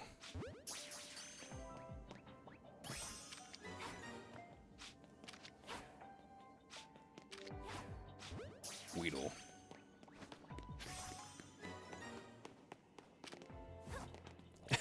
Yo, is that Wabba Weeba? Bro, I really did just like turn Wabba Weeba into a fucking mascot for this channel. The crazy thing is that was like 2 years ago when we played Pokemon Infinite Fusions. That was like 2 fucking years ago. Like, people come in here, see Wabba Weeba, and they have no fucking idea what's going on with that thing. They just have no idea what it is. Because I don't think I was multi-streaming whenever Wabba Weeba was a thing. And I mean, maybe I put some Wabba Weeba up on, or some Infinite Fusion on the VOD channel. I'll be real with you. I'm thinking of rebranding the VOD channel since I don't really need a quote-unquote VOD channel anymore. And just calling it Leo Argento TV, and then maybe doing like kind of like react content per se. Or maybe not react content, like not so much react content, but more so like how would I put it? Doing content and where like it's kind of like variety in a sense, and where it's not pure gaming, but like sometimes it's react, sometimes it's just talking about like gaming news or like a Nintendo Direct or like something like that.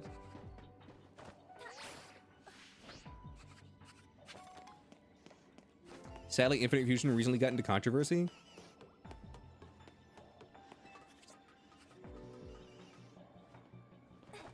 Apparently some of the art was stolen for Infinite Fusion. Okay, here's my thing. I'm not condoning it, but all I'm going to say is this.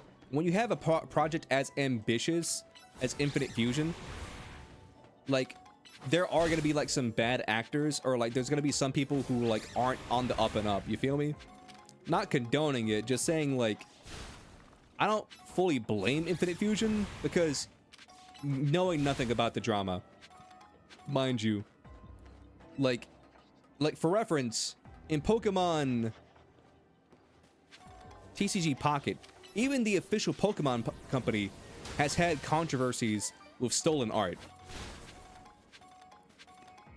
And then if you look at the Pokemon games itself, like fuck, I'm blanking on its name. What's the chili pepper Pokemon, chat? The one that's like half grass and fire.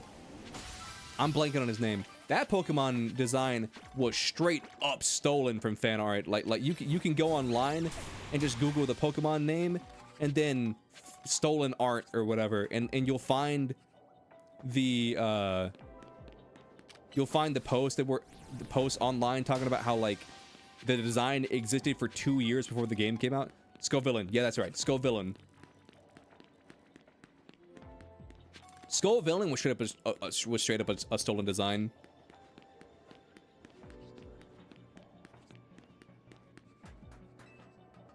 And then like I feel like every time I say this to like people, like nobody believes me, and when I show them, they're like, "Oh damn," and then they go through like the 7 stages of grief where they're like, "Are you sure?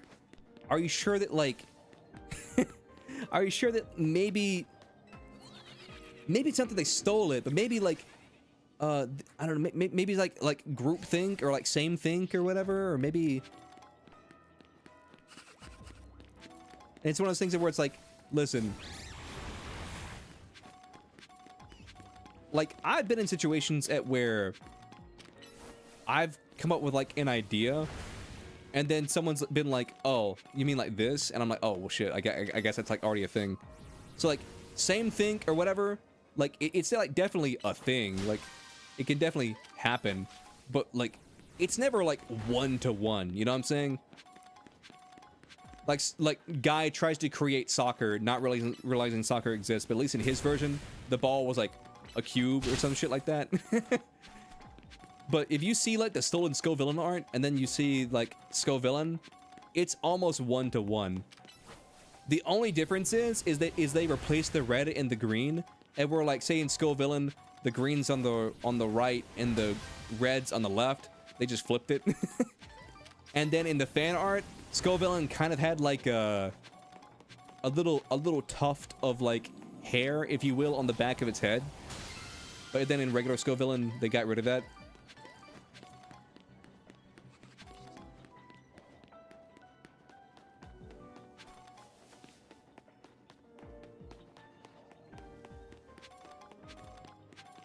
Copyright homework just to make an obvious design? Exactly.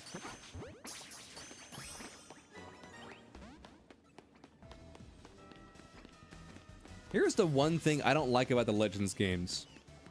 I don't like having to catch a bunch of Pokemon. It's not that I'm against it, but I feel like it kind of like... it kind of devalues your Pokemon. You feel me? Because I feel like back in the day, when you caught like a Phanpy or whatever, or you caught like, say a Dewpider, or you caught fucking, I don't know, like a Pikachu, that was probably the only Pikachu you were ever going to catch, and that Pikachu meant something. You feel me? Like that Pikachu, his name was Greg. Like I fuck with Greg. I would die for Greg. Greg is my best friend. Like nobody talks shit about Greg because I will defend Greg to my last goddamn breath. Greg the Pikachu, like I love him more than I love my own fucking family. But in a game like the Legends games, and where it's like, okay, catch 50 Pikachu, it's like you don't really have a Greg. You know what I mean? I mean, maybe you'll like be more sentimental towards the first Pikachu you caught, but you don't really have Gregs anymore. What's up, the goat? How you doing? You're new? I'm new too. How you doing?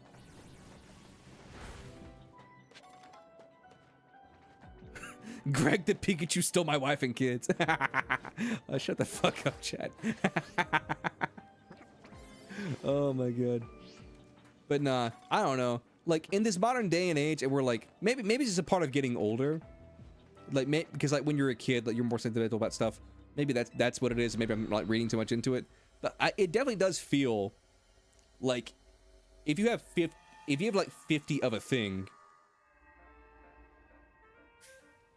it's like say in real life, if everybody had like 50 diamonds, and that like you would value diamonds less, because like let's be real, the only time you've probably seen a diamond is like on your mom's wedding ring or some shit like that.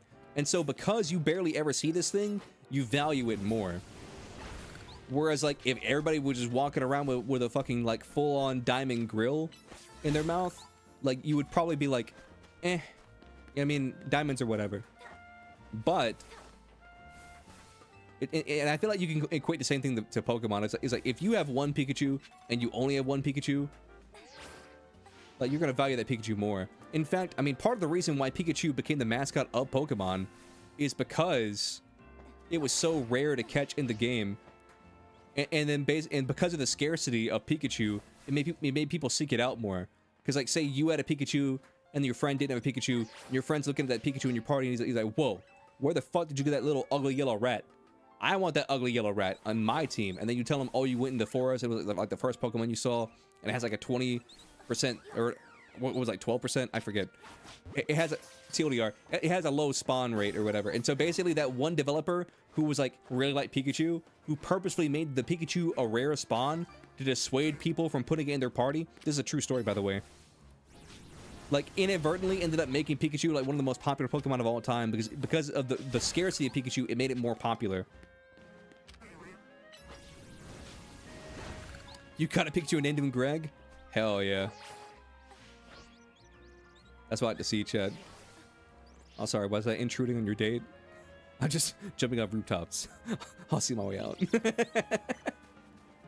Dude, imagine living in this city This city must be a fucking nightmare to live in. Imagine, like, I feel like Lumios, not Kalos. I mean, technically it is Kalos, but specifically Lumios. I feel like living in Lumios is like the equivalent to like living in Detroit, Michigan at the height of like the Motor City era, and where like the city was doing good, you know, you had a fucking factory in the town, and where everybody had a good old factory job, and then your house is worth like, say, let's just make up a number, like say $300,000 or some shit like that, but then the factory dries up, like all the business leaves your town, and then the city gets like filled with crime, and then now you can't even fucking sell your house because there's people, you know, smoking crack rocks outside of it. I feel like that's the equivalent of living in fucking modern day Lumios. Like, you just have like this nice ass fucking high rise house or whatever that you live in, and then they just put a fucking wild zone right outside. You still running a Pokemon ROM hack? I'll tell you what. If you do eventually finish it, I mean, we'll play it on stream. I mean, I can't promise you we'll beat it, but we'll play it on stream. I forget, what was the gimmick of your ROM hack? Wasn't there like a gimmick to it? We need 300. Also, I have some candies.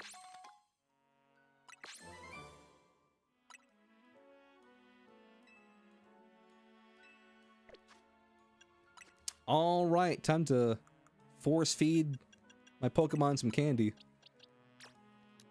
You'll eat this candy and you'll like it.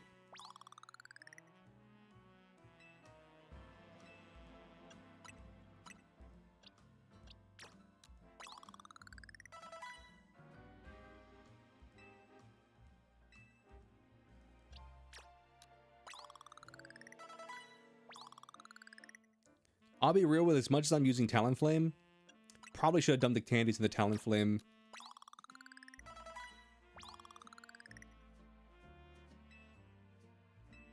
I'll just leave the other candies. Let's be real, they're not doing much.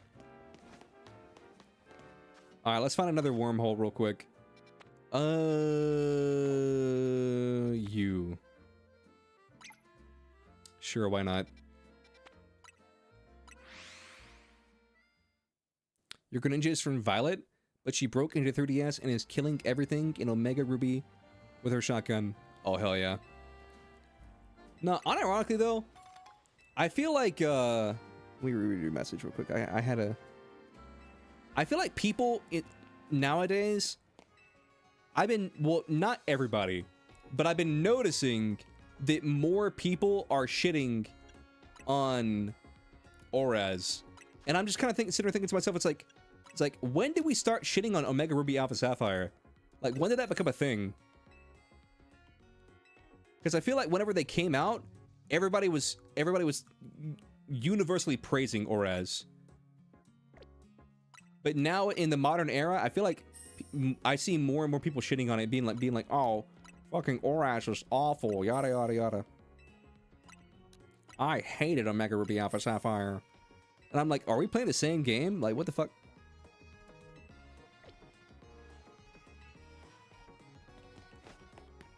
I mean, in my opinion, Oraz is one of my favorite games. 7 out of 10, too much water. Exactly. Oh my goodness. Gallade, you dog.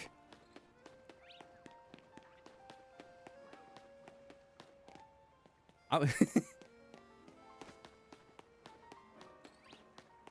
will be real with you. Partially, it's because I've been digging around a lot today. But I will say this.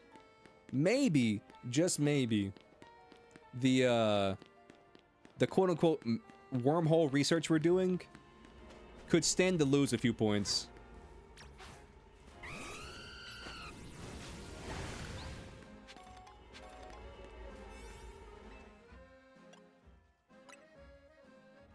I mean, maybe it's just me, but it feels a little bit excessive sometimes, the amount of points you need.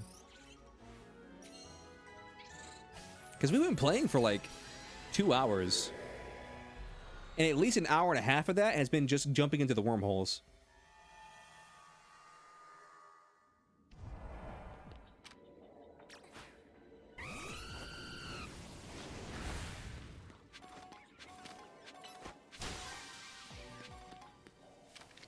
Whoop-a-doo, get my ball. Get my ball. Get my ball. Get my ball. Wait, that was it? Wait.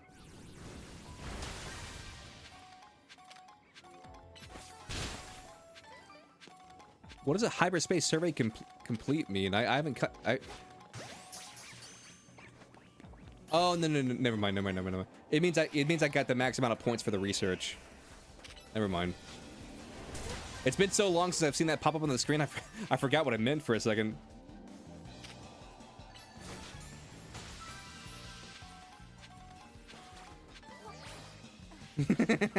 It's been so long since I played the DLC. I forgot that pops up on the screen when you max out the points. Oh my goodness. Okay, here's my main thing. I love playing this game.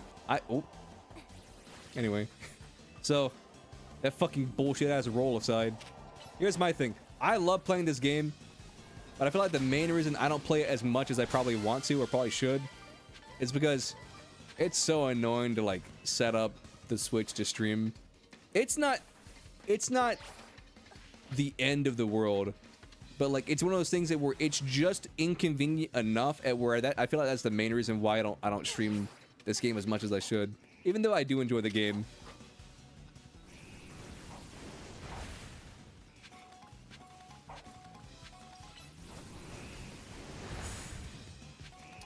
The only gripe is it takes forever to get the Dawn Stone.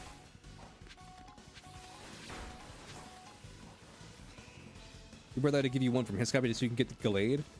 Yeah. Also, I'm just gonna say it. Like, I know that in the modern era, like, you're not supposed to like Pokemon games. You're supposed to shit on everything that Game Freak does. But I will say this.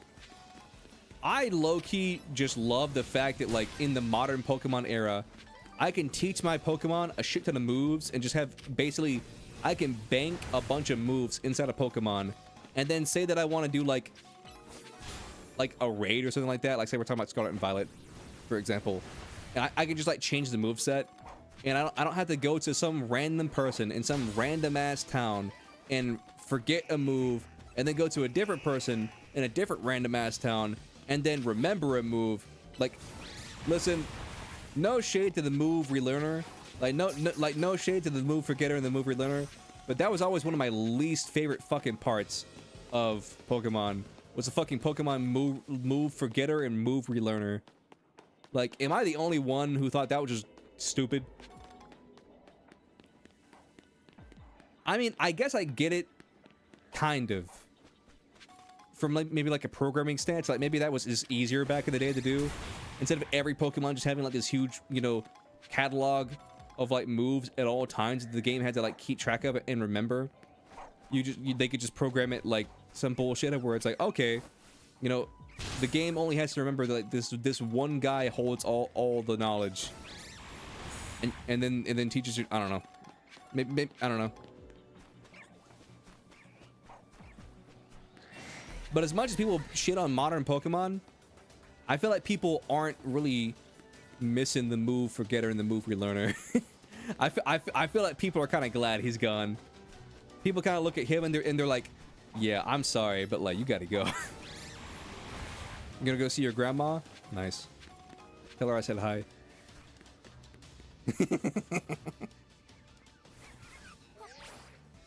Well, Grandma, you see, there's this anime boy on the internet, and there's this anime boy on the internet that I watch. Don't ask questions, Grandmother. Just hear me out. And he said hello.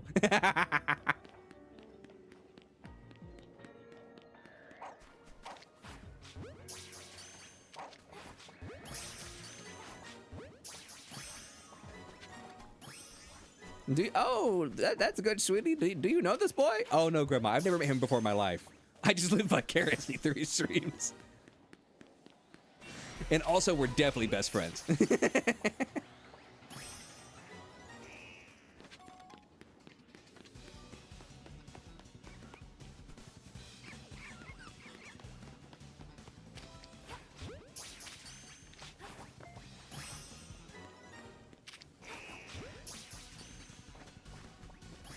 I know I can leave at any time, but I just listen.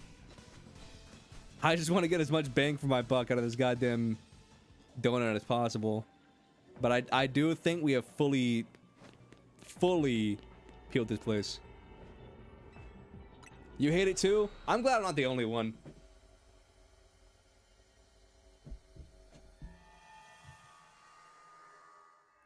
Good luck with the berry hunting? Damn right.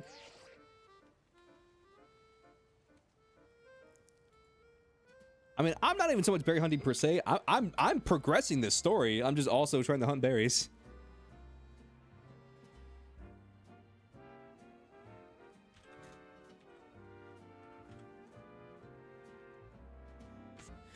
Oh god, how the fuck do I do his voice? Fine work out there, Theo. You've accumulated enough points to advance our research. There's also a particular high space source and we don't the one you're looking to. I've marked it on your map. You got it, boss. You guys ready to fight a fucking mega Pokemon? It's not like it's been 2 hours. I mean, technically, around the hour point, we did fight a mega Pokemon. That Mega Chimecho or whatever, but it did fucking kick our ass.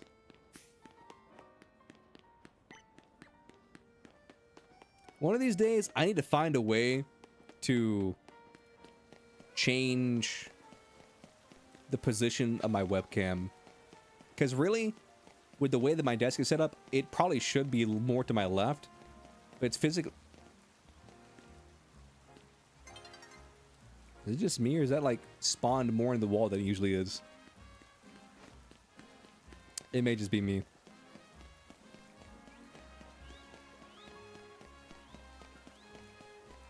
Oh, I guess we can see if we can top off another Pokemon while we're at it.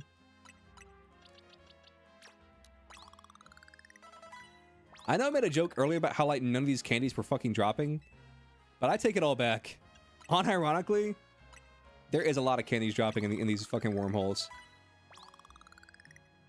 I think I remember something about the new update about the candies, and where I think they added more candies, or it's either they added more candies or they reduced the spawn of the candies. It's one or the other.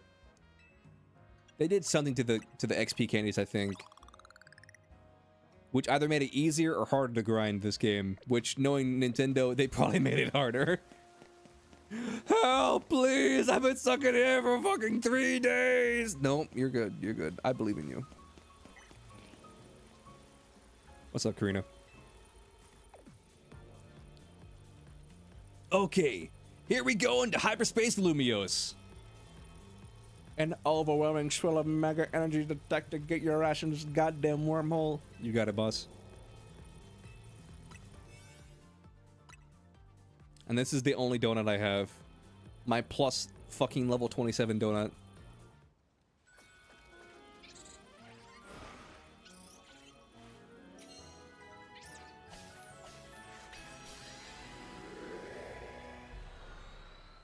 See, and Bamichi said I should grind this game. I didn't have to do shit. The game did the grinding for me. Oh my god. We're tiny. Why is everything so big? This place is really glitched out. Oh my god, at least she said it and not Lita for once. Whoa, Leo, look in the middle of the battle court. Is that like Mega Tatsugiri? Is there...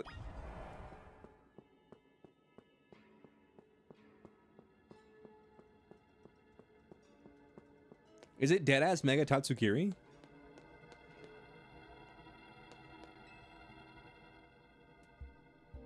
Oh my goodness, look at the graphics. Look at the pores of the Tatsugiri. Chat, I swear I didn't download a mod. I swear. Chat, please. I swear it's not modded.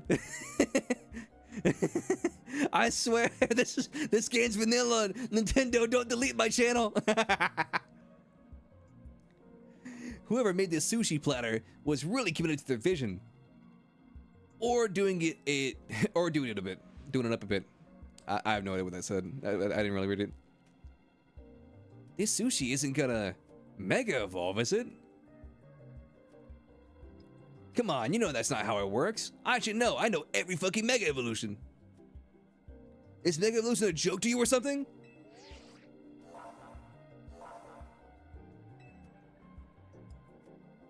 What if it's Mega Snorlax? like Snorlax comes up, eats the sushi, and then just fucking Gigantamax Mega Evolved, some bullshit like that. It is Tatsugiri!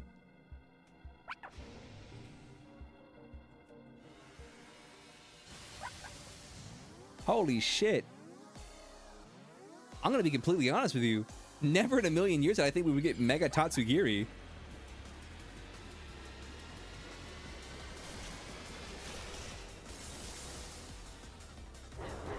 Oh, that's fucking weird.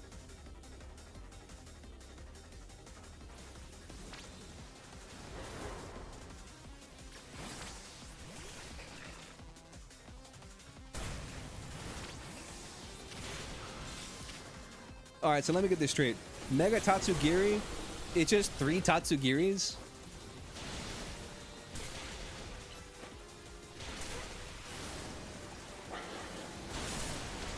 Also, do I have like Mega Energy? I genuinely don't know. Oh, no, I forget. They get rid of it whenever you're in the fucking hole.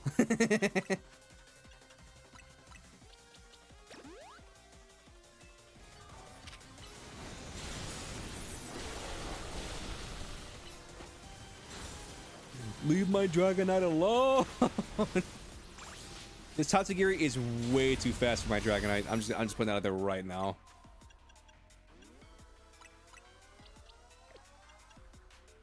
I'm just gonna max post him.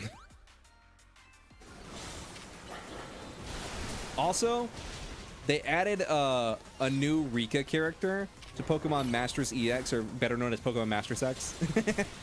And so I've been playing some more Pokemon Masters X, chat, and all I'm gonna say is this. I was having fun, you know, like playing through Pokemon Masters X again for the first time in like years. I'll just do a mini top off. My only complaint is this. I feel like every time I replay Pokemon Masters X, I'm like, oh, this is fun. But then you reach the point in Pokemon Masters X at where the game just hard throttles you, and where it's like, okay, there it is. That's all the fun you get to have for today. You get no more fun. Stop having fun. See you in 12 hours. And I just sitting there thinking to myself, I was like, I want to play the fucking game. And unlike in Star Rail, at where, like, there's multiple different ways to refill your energy in Star Rail, in this game, Pokemon Masters X, as far as I can tell, because I don't have any fucking other items, like, as far as I can tell, the only way to do Pokemon Masters X, oh, there we go, is to spin gems. But it's like, it's not worth spending gems, because whenever you're playing Pokemon Masters X, like, you only get a finite amount of gems. But say you need to like grind like an event, like you only have so much energy and you only get so many gems for doing it. So you want the limited time event items, but like if you spin gems, like it's physically not worth the investment. All right, get back in this bowl. Get back in the bowl. It'll make your head spin.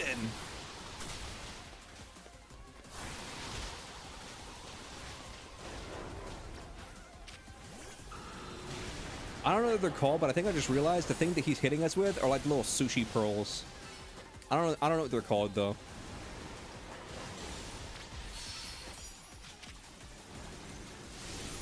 Draco!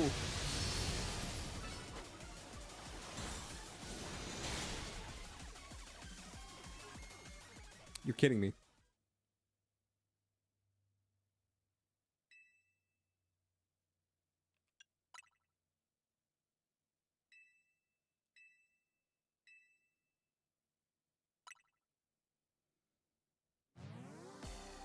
Okay, so it doesn't make me use another donut. I feel like I was damaging it pretty fast. I don't feel like I was taking my time. I'll be honest with you. I totally forgot the timer was even a thing.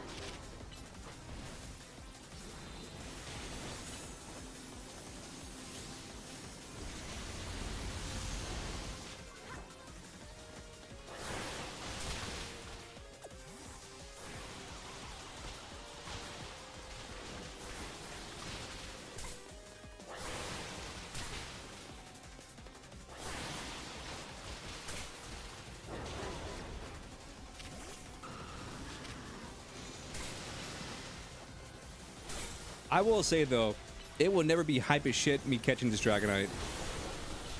We spent like 2 hours of one of our streams just catching this goddamn Dragonite.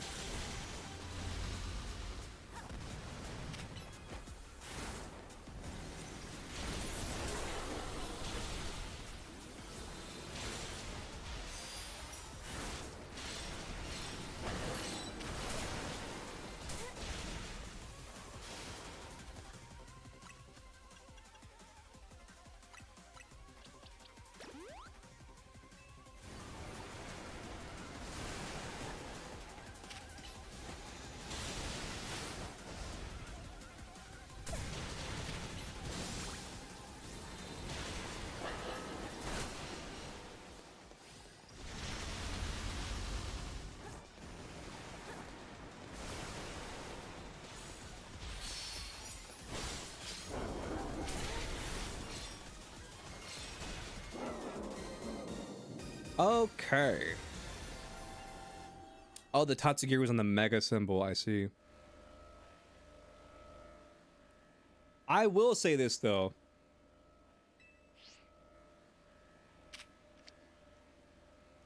I'll just pop it in like a fucking premier ball. I don't know. I will say this about Mega Tatsugiri. I have been playing defense for a lot of these megas, but I don't think I could defend Mega Tatsugiri. I have been playing defense for a lot of megas that people have been like shitting on, but I can't really say that Mega Tatsugiri does it for me.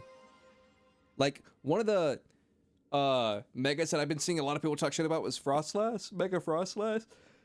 But I'm just sitting there like, dude, Mega Frostlass low-key looks awesome. I don't know why people are complaining about Mega Frostlass. They're like, oh, it's just Frostlass but taller or whatever, or like with a long dress or something. I'm like, dude, it's like low-key cool. What the fuck? Like, what are you talking about? Battling Mega Tatsugiri might have been easier if I weren't so hungry. Karina, did you eat the Tatsugiri?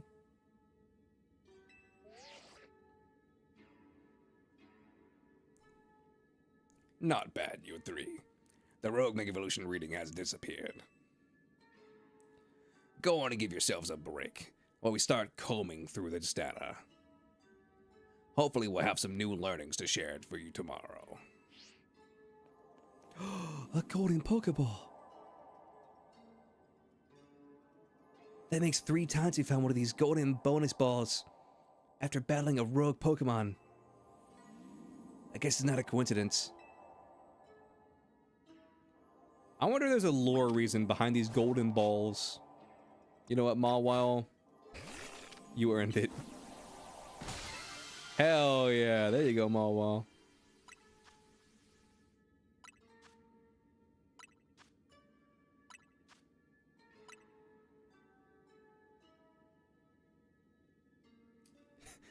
Why am I staring at my hand like that? It's like, yeah. I murdered a small child with his hand. The world would never know. That's why I came to the city. This is my deep, dark lore. That's why I came to Lumios, to hide amongst thousands of other citizens.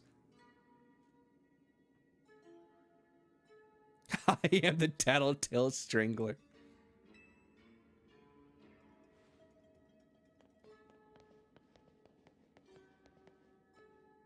There's not? Damn. Little do we know the golden Pokeballs are just like Arceus. Arceus is like dropping the golden Pokeballs. It's like, use this. Defeat Giratina in the distortion world. Wow, more butter? That's amazing. Great. It was really worth risking our lives for some goddamn butter.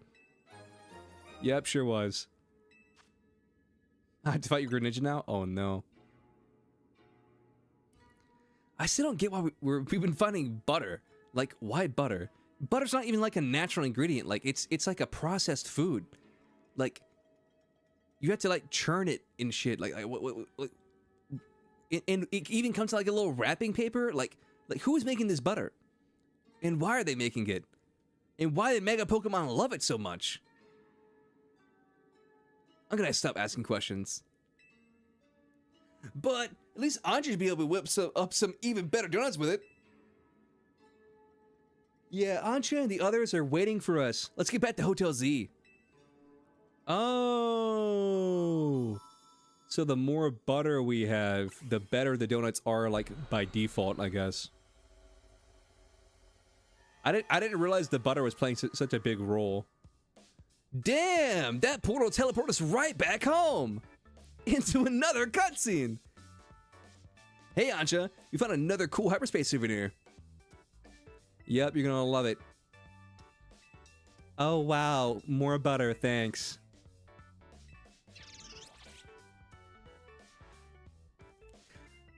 Now that you got that butter, it's time to whip up some more fucking donuts. And also have dinner. I'm hungry. Looks into the camera. This is the game, by the way.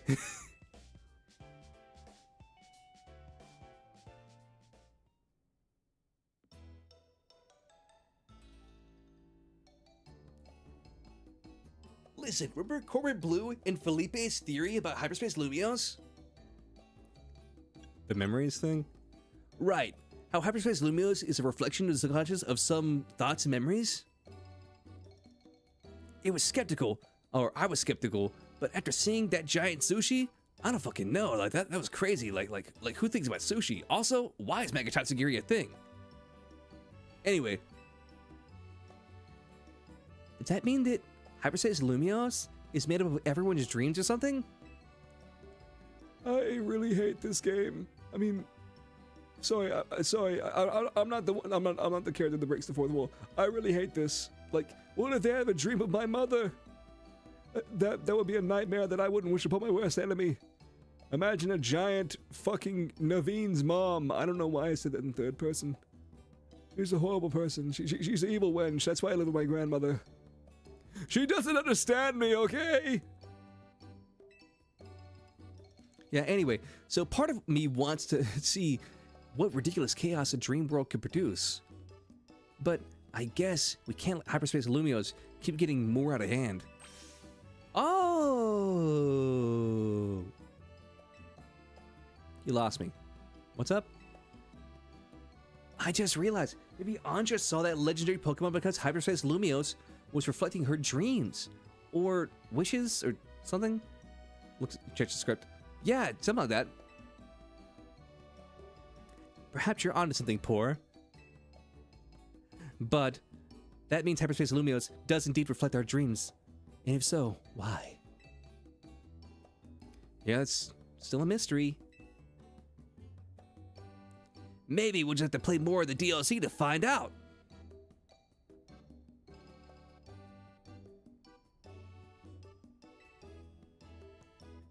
So, everyone eat up. The same food we've been eating for the last 17 days. You can't investigate on an empty stomach. I'll be honest with you, I think I would rather have an empty stomach than eat this fucking food. Agreed, Poor.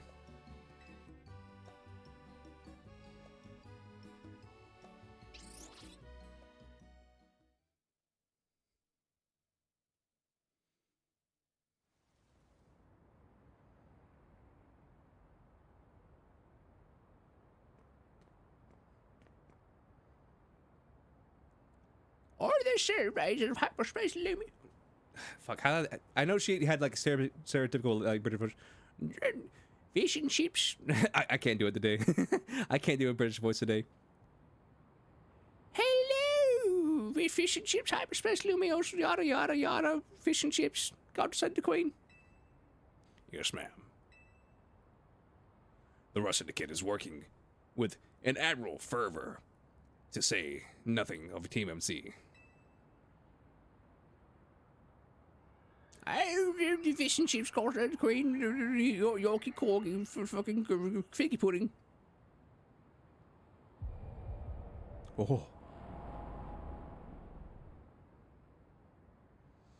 That doesn't look good, Madam President. Oh, fish and chips, oh, the goddess and the queen and the figgy pudding. Yeah, the situation more fish and chips. Quarter the queen.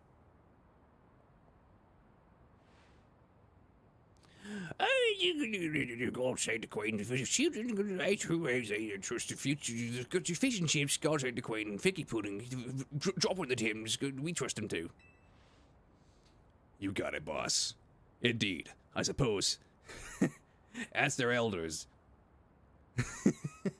I suppose our duty as their elders is to believe in them and offer our support. Oh, fish and chips. I beg your pardon, ma'am, as you say.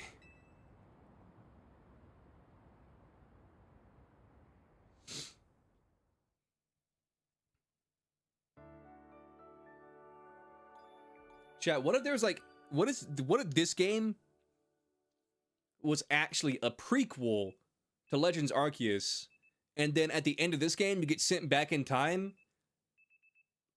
to fucking Hisui. That's what it was called, Hisui. Your alarm's going off. Dude, I don't know why, but whenever I stream, I forget all of my fucking Pokemon knowledge.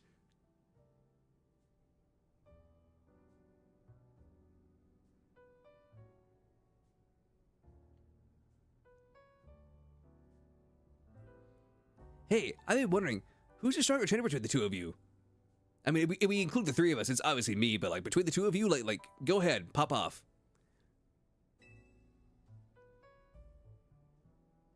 Me? I mean, he's never canonically beaten me in the battle. I can buy that. You're like way better than Urban. Honestly, fuck Urban. Who even is that guy? What are we talking about? Who's Urban? Who? Oh my god, you guys are talking about Urban? Who is that? Just kidding, this is a game. Of course I know who Urban is. He's like the janitor or something. You can say that again. He sure does clean up shit pretty good. Guys, I'm not the janitor, I'm the leader of Team MZ. Nah, we voted you out a long time ago. I'm gonna stay on my grind. I gotta keep training so we can help those poor rogue Mega Evolved Pokemon. These days, I'm focused on finding Mega Evolution users to battle. I wonder how, in modern day Pokemon, how common is a Mega Evolution user? I wonder. I mean, not kind of like the main story characters, like, say, Corbin Blue, Vinny, Croissant, LeBron. Like not counting those guys, like how many Mega Evolution users are there really? Besides the ones that we know about because they're important to the story. Like, does everybody in Lumiose Mega Evolve? It's Ansha. She's the leader. Must be nice living in Lumiose all year round. There's so much Mega Evolution happening. Yeah, that's a bad thing. That's a bad thing, Karina. We spent like the entire game trying to stop that very thing.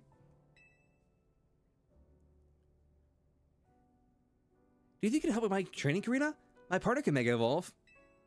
I'm important to the story, I guess. And also Naveen exists too. Oh, fuck you, bitch, I heard that. Ah, ignore him. Where is Naveen? I'm in the walls. Help! I've been stuck here all day. Urban told me to search for that Gulpin, and the Gulpin went into the rafters. Then I went to the rafters after the Gulpin, and I fell between the wall and the meeting room. I'm here. Can you hear me? I'm right behind you. I can hear your voices. I'm sure he's somewhere. Wherever that poor is, he better order some goddamn donuts. I'm sure he'll be rolling out of bed and coming down to see us soon. I told you I'm in the fucking walls! In fact, that must be him now.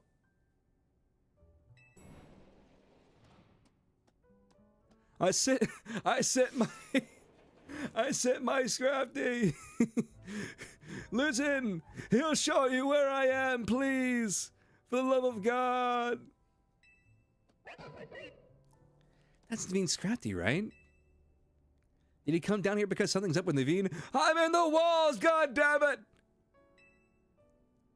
I hope he's okay. We're gonna go see him in room 203. I fucking hate all of you!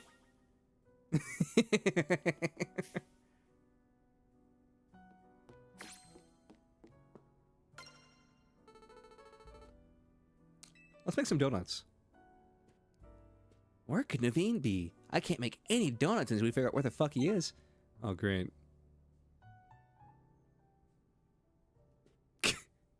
Alright, we're just gonna leave Naveen in the walls.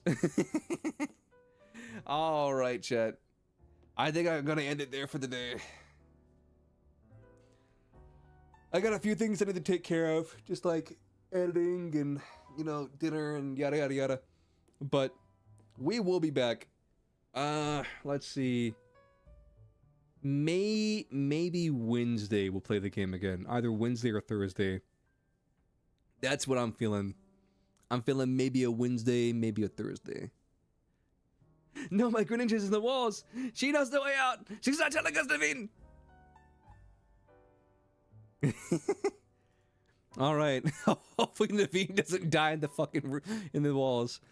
Hopefully he finds a way out. But yeah, chat. Thanks for hanging out. Thanks for hanging out. I think tomorrow I might do a short stream. Maybe. But if I do, it might be a little bit earlier. And it probably will only be like, maybe for like an hour. But I think I want to try and do like one short stream. And if I do, it might just be Yu-Gi-Oh! Just because Yu-Gi-Oh! Is like such a brain dead thing that like I don't even really have to try with Yu-Gi-Oh! Yu-Gi-Oh! Is like click button and go. There's that much thought behind Yu-Gi-Oh! But yeah, that's all I got. I'll see you guys maybe tomorrow, and if not, Wednesday or Thursday. But that's all I got. Bye-bye.